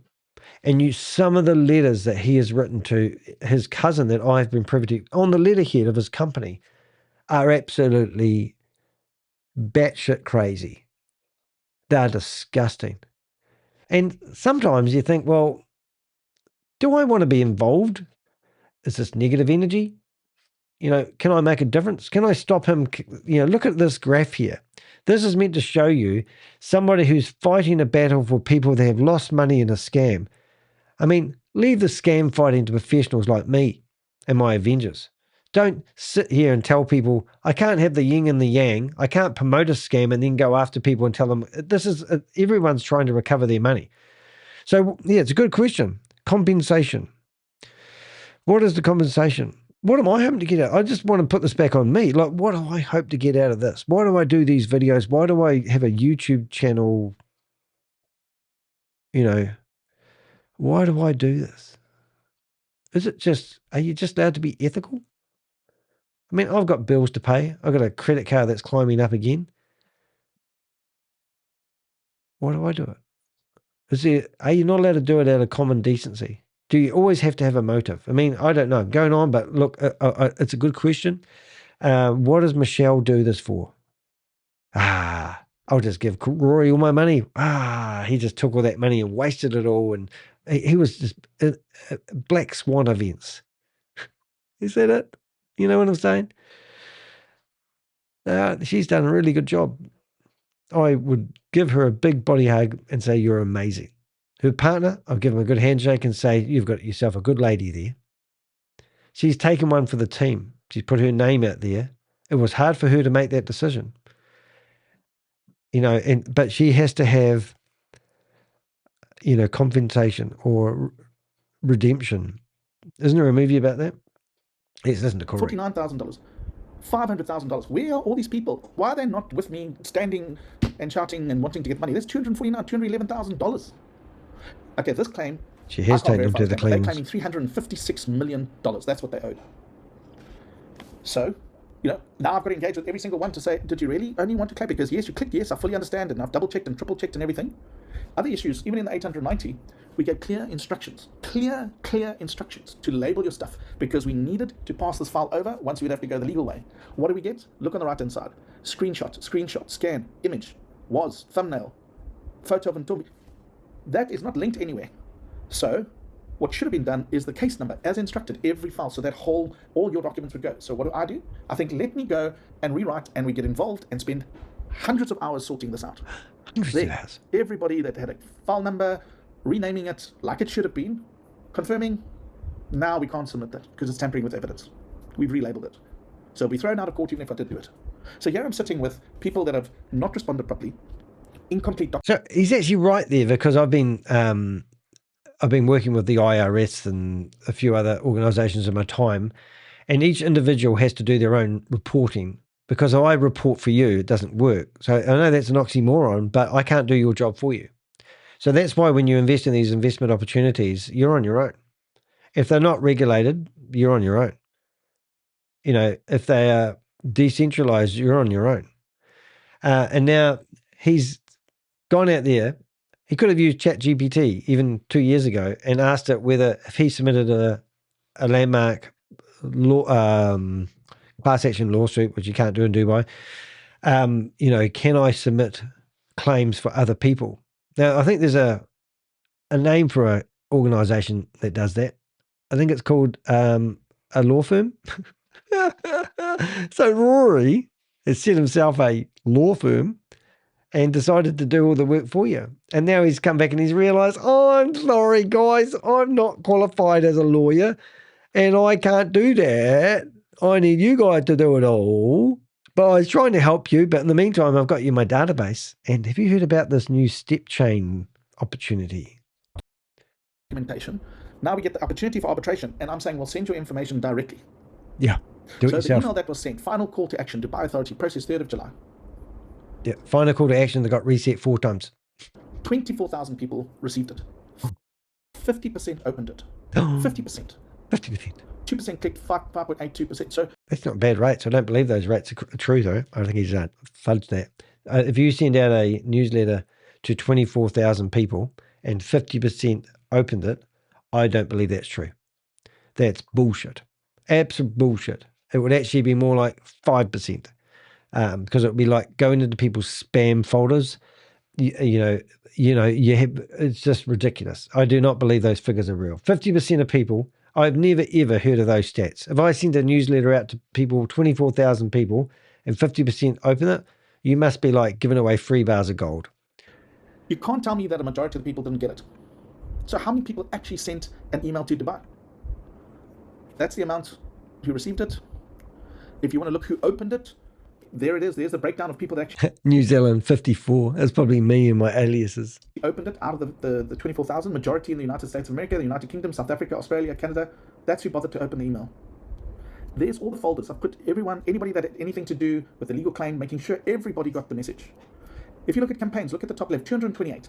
Of those campaigns, I would say about 120 of them are specifically having to deal with this whole matter. Probably more. No, because we were receiving emails from that same mailing list with step chain newsletters telling everyone there's an opportunity. And there was also an opportunity to sign up for a meme coin. It was fantastic. I've put thousands of hours into this. And if I have a look at the groups, I have 750 members in the TLV zone, which is the WhatsApp groups. I have 1,000 here, and there's 897, and only 4 in the, these are WhatsApp groups at the bottom, the Rocket Community and TLV Zone. But look, only 4,601 people have subscribed to the Dubai legal case, and 17,000 people have actually visited the site, meaning that they went on and made a decision whether they want to get the news updates or not. So I'm running into a brick wall here. So what is the possible way forward? Well, look, it's really up to the community. It always has been. Yep. Will the community come together? Yep. Clearly, it doesn't look like the community cares, or other leaders don't care. If there's enough support, maybe we can launch a petition. Maybe we can renew appeal with the Dubai government. Maybe we get the exposure, media exposure via Bloomberg. Maybe we notify the other countries. You know, you have all the information. I've given all the information. Why are you not standing up? If you owe $230,000, why are you not standing up for yourself? Why is everyone just waiting for me? That's right. And again, I say, where's everybody else? He's an unsung hero. Somebody else, and he said, no, he's lost so much money. I said, okay, well, who helped you? What was going on? He said, no, that guy just doesn't bother to phone me back or doesn't. I don't know if that's acceptable. Do you think that's acceptable? Maybe. Maybe you made the decision yourself to get involved. Maybe it's not their fault you lost the money, because you made your own decisions. But surely the community should be working together to try and get solutions. There's billions of dollars lost here. Billions. In my opinion. My opinion. Saving yourself legally in that, man. In my opinion, what do you need to do? Firstly, make a decision. Get your closure. Send a complaint, send an email. Maybe you say, you know what, I'm going to email these people for the next year until somebody hears me, because then at least I've done something. Or do nothing and put it behind you. And put it behind you and be happy with that. I know I can put the hand on my heart and say, I've done everything possible to try and help this community. I've done everything possible to move forward with this. But I cannot force anybody to do anything. No, we cannot. You can send an email. I've given all the list there. If they don't respond, follow up. If they say contact that division and you contact them, go back and say this division hasn't helped me. If we have 20, 40, 50, 100,000 people emailing Dubai, do you think that they're not going to actually follow up? You go back and say, look, I've contacted them. No, I don't think they will. Here's proof that they've received it, but they've done nothing. You need to stand up and say, well, do what you need to do. This is now seriously, you've got to make a decision for yourself. I've given you all the forms. There's a DBX form. People say the emails bounce. Okay, well, why did it bounce? Well, because you try to send 3 gigs. There's a bouncing if it's greater than 25 megs. Then you need to create a link to your documents or WinZip it or make a plan. People say, I don't know how to do it. Well, then Google it. Ask somebody else. I don't have time to explain to you how to send documents. Find somebody. This is your money at stake. You know, why haven't you joined the WhatsApp group and Telegrams instead of people screaming or hate message against me and you don't even know what's really happening behind the scenes? It just gets worse. Help each other. You see why I had to do a video about this one? Evil, and I just don't understand. I just don't understand those people that have deserted their people. I just don't understand. Speak to the other people. There's a community there. Join those communities. Speak. See, maybe somebody else can do it a lot better than I can. Put the forms together. Everything is there. You just have to fill your information in and send it and lodge it. And if Dubai doesn't respond, then we find a way. We find a way. So I just want to leave with some personal key points here. I believe the majority of the people just want the same thing and they want to get closure. And Don't want to get their Closure. money back. He wants it all to go But all away. this negativity about me and this legal case that's blown out of proportion and stuff in these public things attacking me, well, no wonder Pay Fast is going to lock the money down. Well done, guys. Well done. Calling me a scammer, well, maybe that's good enough reason for them to lock the money. Now I have to go and have another legal battle with them, costing me money to go and get that money back. Oh. I don't know how long it's going to take, but I'm not going to let it go. If Pay Fast, you're watching this, I'm telling you, David, I told you what I would do. I just can't accept it. I just cannot accept that you are bullying companies and putting me in the position you are. The other thing is no one reads messages. No one reads anymore. Okay. Well, 12,000 people have for the used same thing 24,000 over and mail in over this, again. Red. Just saying. There's also no public support. I'm the only public person here. How in 2 years other people have not stood up or other leaders haven't come forward? I Well, know I'd there's try to leaders sitting stand in up for you, Dubai Rory. that have made tens of millions of dollars. More. Maybe those leaders are scared that they're going to lose their money. Maybe they just don't want to get involved. They've made their money and moved on. Maybe. Maybe. Maybe I'm stupid. Maybe I wrote here stupid on my head, putting my hand up.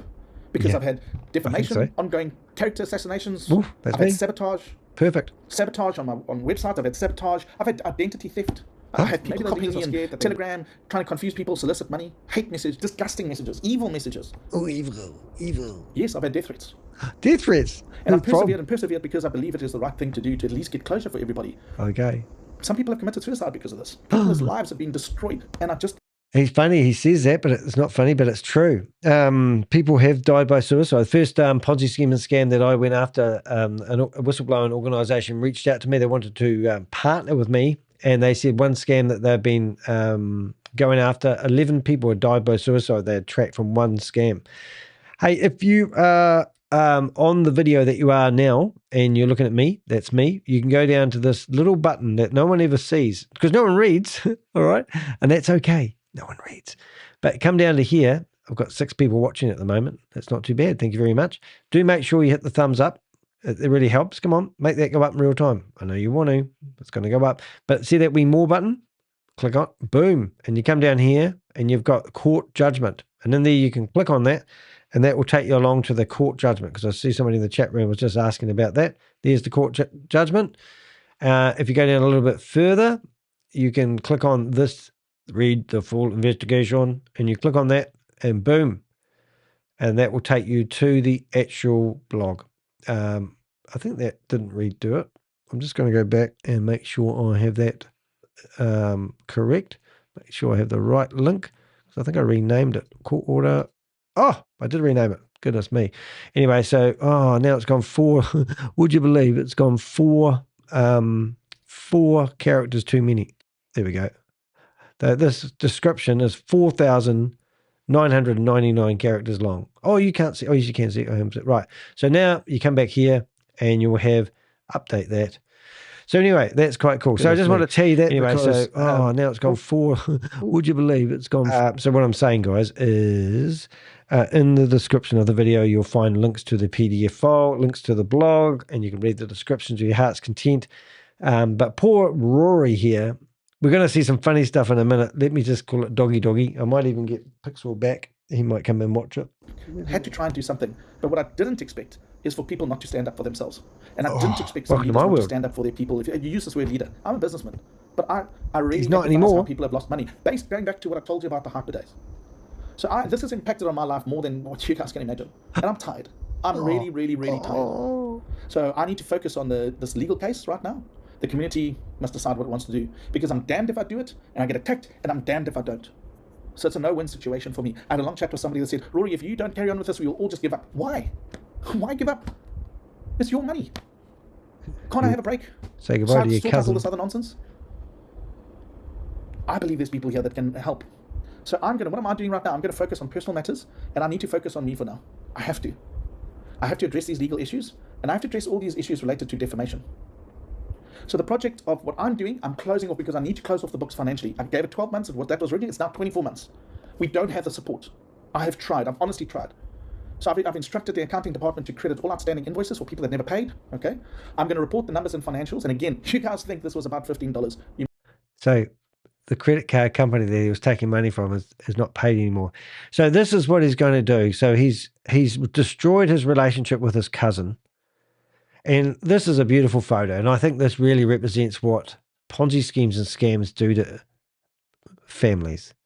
So if you've got a family member there pushing you and coercing you to do what they're doing, just say, you do your own investment.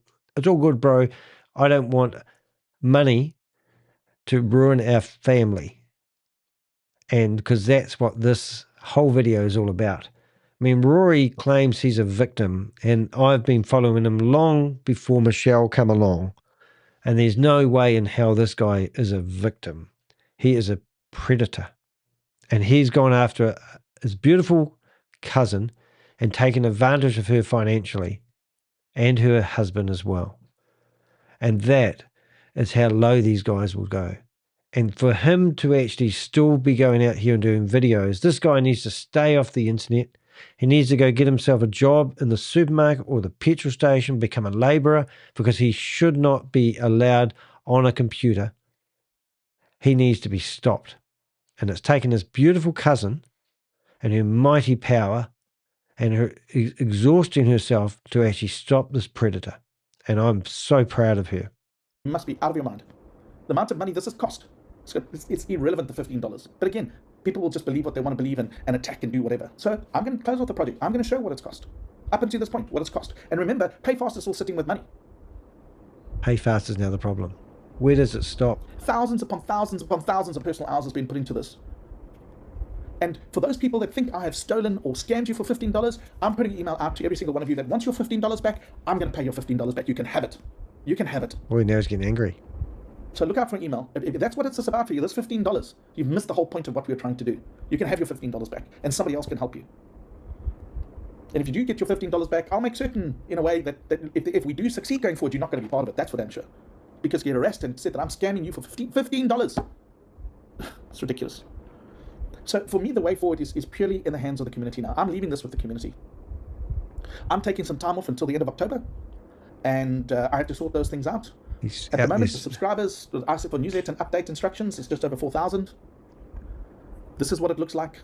In the email, if you want to subscribe, if there's enough people that say, actually, no, I want to try and get my money back, or no, I'm not interested, but I'm not pushing it anymore myself. I'm really not. I can't. So while I'm away, join the Telegram groups, join the WhatsApp groups, hate on me if you want to, say whatever you want to, engage with each other, figure it out. Other people stand up and say, you know what, we're going to publicly stand with Rory, or we're going to come up with a system. But in November, I will review the database. If there's not enough support, I will close it off and I'll be done with it. It's finished. Finished. I'll move on. And I'm not sorry, all those people that are attacking me, saying bad things about me, you put your hand up, you do something. You got all the answers. Stand up and do something with the community. All the community is there. Join the community. You take action. I just know if as a community, if we stand together, we can get something done. But right now, the community's moved on. I mean, I had questions, crazy questions. People saying, oh, if I send my information to Dubai, does that mean the government will know about it? And so that tells me you've done something wrong in the first place, or you're trying to hide money or whatever. So then I don't even know why you're trying to get your money back if you've done something wrong. But everybody that's on an email database is going to receive an email. And I'm going to set this video to private. That means it's not going to be found on YouTube unless you've got the link. Other people won't know about it. If you want to share it with somebody else, then share it with somebody else. Okay. If you've unsubscribed from RoryConacher.com, right, you will not get the email. That means you're blocked. So if you have unsubscribed from me in the past and you're not getting emails, it's because you're unsubscribed. So you better subscribe again. Otherwise, you're not going to get the information. I subscribe. And I want to leave you with this imagery. And I thought, how do I demonstrate? Okay, this is the funniest thing of the whole video. And I don't know if you resonate with this, and we'll just about call it quits after this. But listen to this. I want you to just realize what's happening here. Rory is a bottom feeder. He should be incarcerated and he should be in jail. He's stolen millions of dollars from people, and now he's telling everyone he's a victim. And people are attacking him because they're sick of his bullshit. And this is how he portrays himself. The psychology behind this is actually quite interesting. I'm not a psychologist. If I ever went back to university to study anything, even though I left school at 14 and got a reading level of a 9-year-old, I would love to study what makes somebody think this is real. And also, I want to know who created this dog that jumps across the front of the screen. But anyway, have a listen. Straight how I feel, what the situation is. And if you ever look, I'm like this wolf. Bouncy. You know, good, bouncy. bad, whatever. I'm tired, guys. I'm bitten. I'm being attacked. And everybody else is sitting on that hill watching me being attacked. Yep. It's not fair. It's really not fair. And you know it's not fair. Yet I still get attacked. Oh. If the community decides to do something and we can you imagine if we all just went after the same thing? Yeah. Pack mentality. Gaslighting all comes to mind. I just don't think people care anymore. Here we go. And I'm not going to sit here giving hope to people and being attacked for that hope. Okay. Good. And again, unfortunately, it's a small portion of people that are attacking me, hating on me. And look, I've had chats with people, after I've spoken to them, they admit, say, Rory, it's not you. I'm just frustrated after 4 years. But then why say all those ugly things to me? Yeah. Because I needed to get a reaction.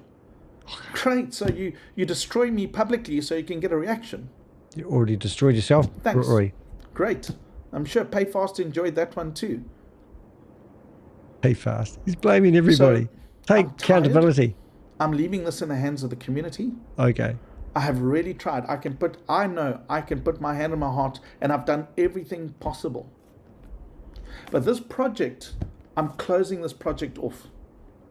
And I'm going to publish what I said I'm going to publish. And then the community decides what they want to do. All the information You're on your is there. own. Click on the link. He's used and Decide abused what you want to do. Give up. Give up. Stand up for yourself. Stand up for yourself. Do a You bit have of to. research. Use ChatGTP. Get together on the That's what community he and do uses something. too. But I'm not going to do this alone anymore. No. And I'm not going to be attacked like I've been attacked. Did I connect with you? But to all of you that have supported me, thank you very much. And I will be checking in in November to see what is happening. And the chat groups will stay open. You can carry on doing what you need to do.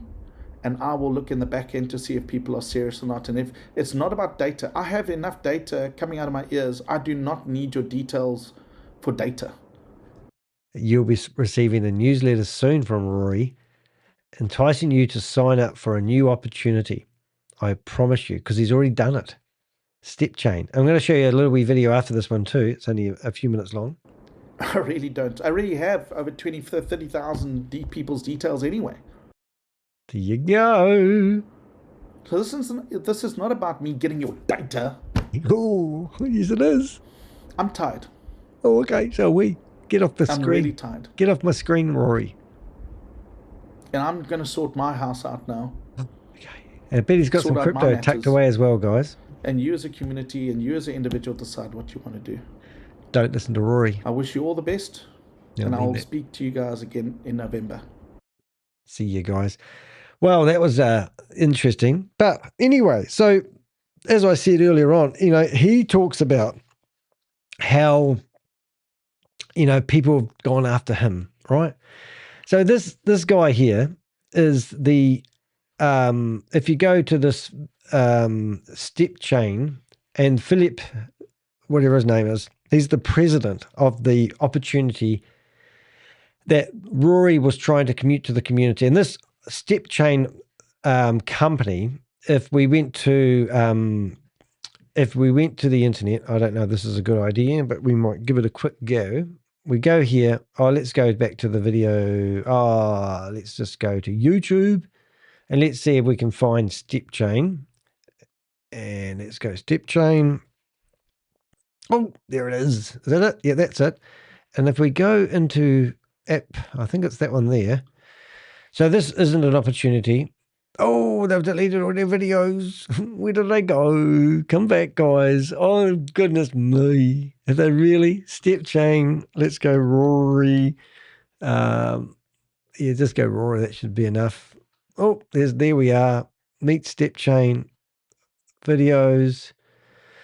Oh, dear. Have they really deleted their videos? Rory. Oh, no, he's got them on his own YouTube channel. All right, let's go. Let's go. Videos.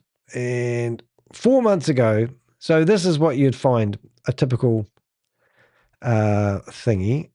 And they'll be doing a presentation. Questions. So we originally had a free membership of 30-day limit, but that's going to be extended indefinitely. Everything's going to be extended. Round zero. And AOA. that's forward. But we do know that the business in the box concept, we know that we got 5. Okay, what do we got? The minimal activity is one of the days of the next week.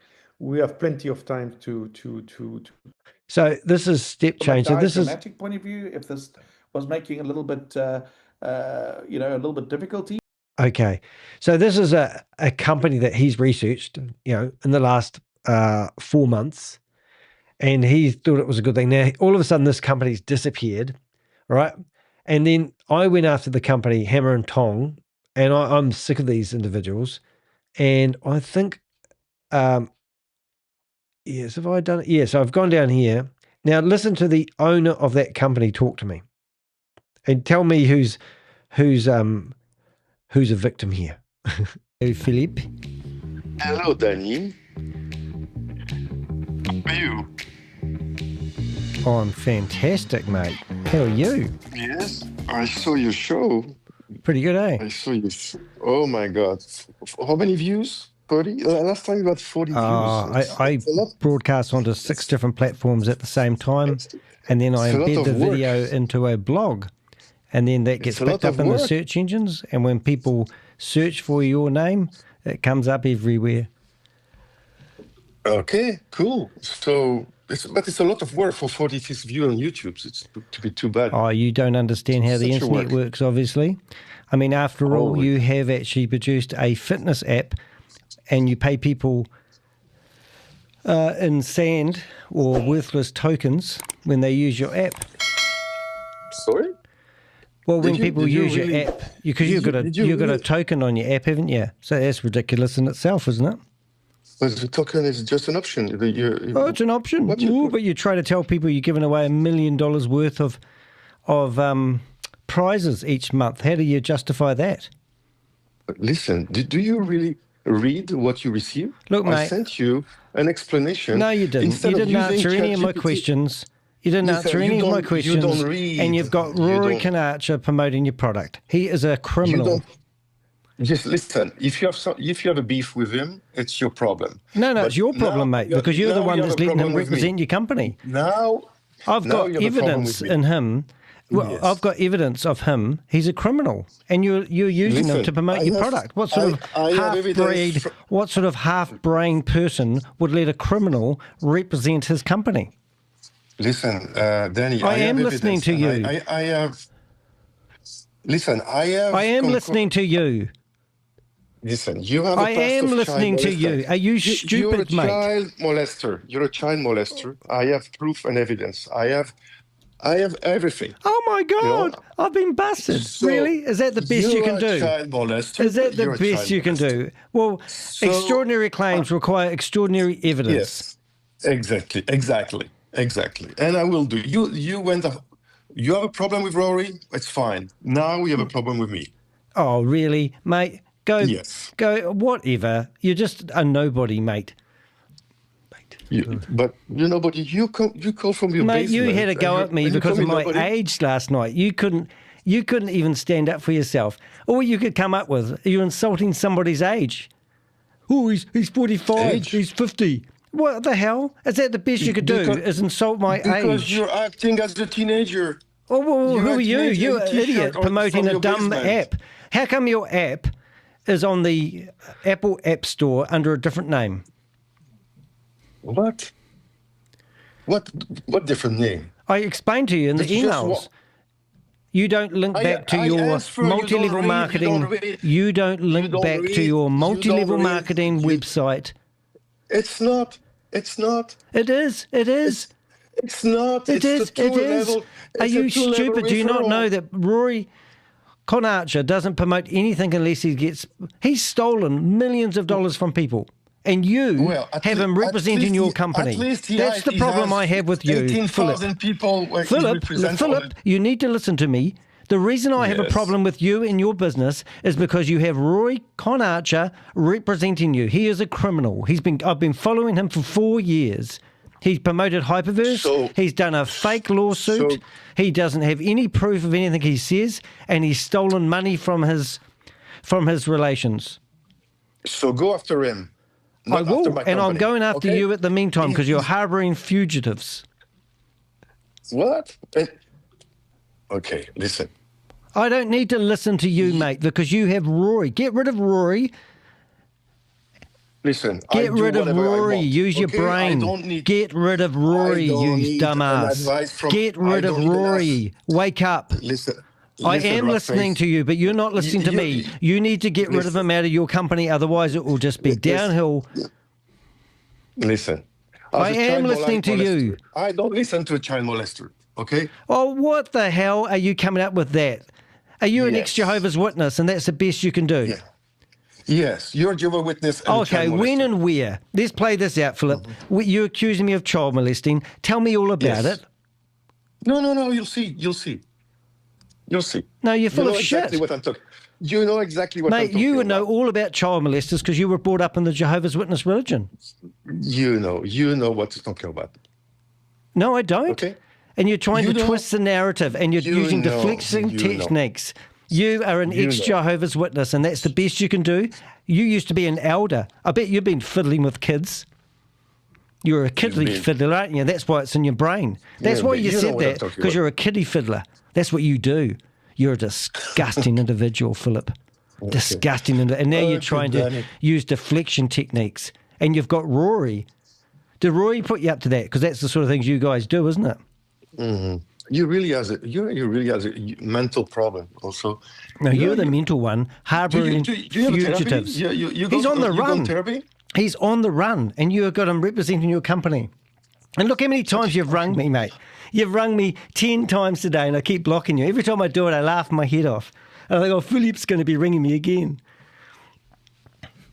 Listen, you really have a problem. You should Mate, you do use therapy? deflection techniques all you like.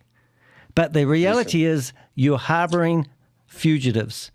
Rory And I think Conacher is a you are- criminal, and he's representing and you your have a past. company, and that shows you your intellect. So I only give what you deliver. Okay, and you have a past that you should be ashamed of. And mate, this isn't about me. This is about Yes, Rory it's Conacher about you. misleading It's about people. you. Rory Conacher is in your company. You're a disgusting individual because you let him be in your company. Listen. I am listening. You should be ashamed of your past. I don't have a past.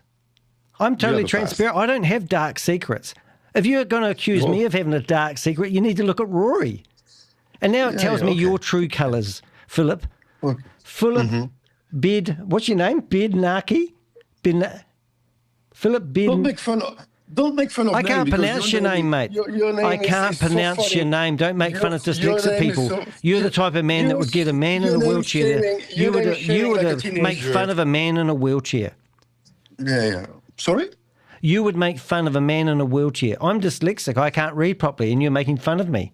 What type of person are you? I'm making fun of you. Why? Well, you made fun of me last night because of my age. I can't control my age. You can control you because you made behave fun like of a me because I teenager. do a legitimate. You told everyone I'm a window cleaner, for God's sake. Yes, you're a window cleaner. And why you don't? So did what? you I do drop it for from your website? physical stuff, and Why- that's the why only did thing you you've drop got on it? me is that I'm a. Why did you You drop accuse it? me of my age, You're and I'm a scammer, window you're cleaner, and then dropshipper, today you ring you're up and tell me I'm a dropshipper. child molester, and you've. Oh, just stop there for a second. I'm just. I thought I'd have a quick look at a few Zoom meetings while I'm here, but there probably won't be any activity. But while you're listening to Philip, so Philip is the guy that owns the company that Rory was promoting, and Rory was taking the leadership in this company. This company, that the guy that was talking was the owner of the company. He claims that he's given away $1 million worth of rewards every month, but he's basically paying people with worthless tokens. He's got a fitness app, which means he's doing something good for your health.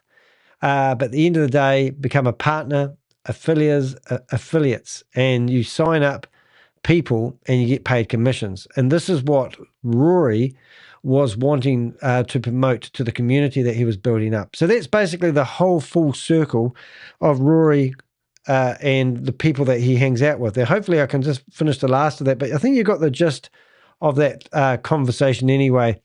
But these are the type of people that we take on. You know, they come after us trying to defend themselves with their right. We have already, and it's just got to stop. So I hope you enjoyed that video, and I hope that you aren't trying to recover your funds by listening to the same people that stole your money at the beginning, because that's just an oxymoron, isn't it? And you're not going to let that happen. And speak up, be brave. If you need any help, I can't help you recover your money. It doesn't exist. People who are trying to help you recover your money got a hidden agenda. Don't let it happen, guys. Hope you enjoyed that video. I'm just going to have a wee play around on the internet. I can see Queen of Karma still hanging around here. If we find something useful, it may be entertaining.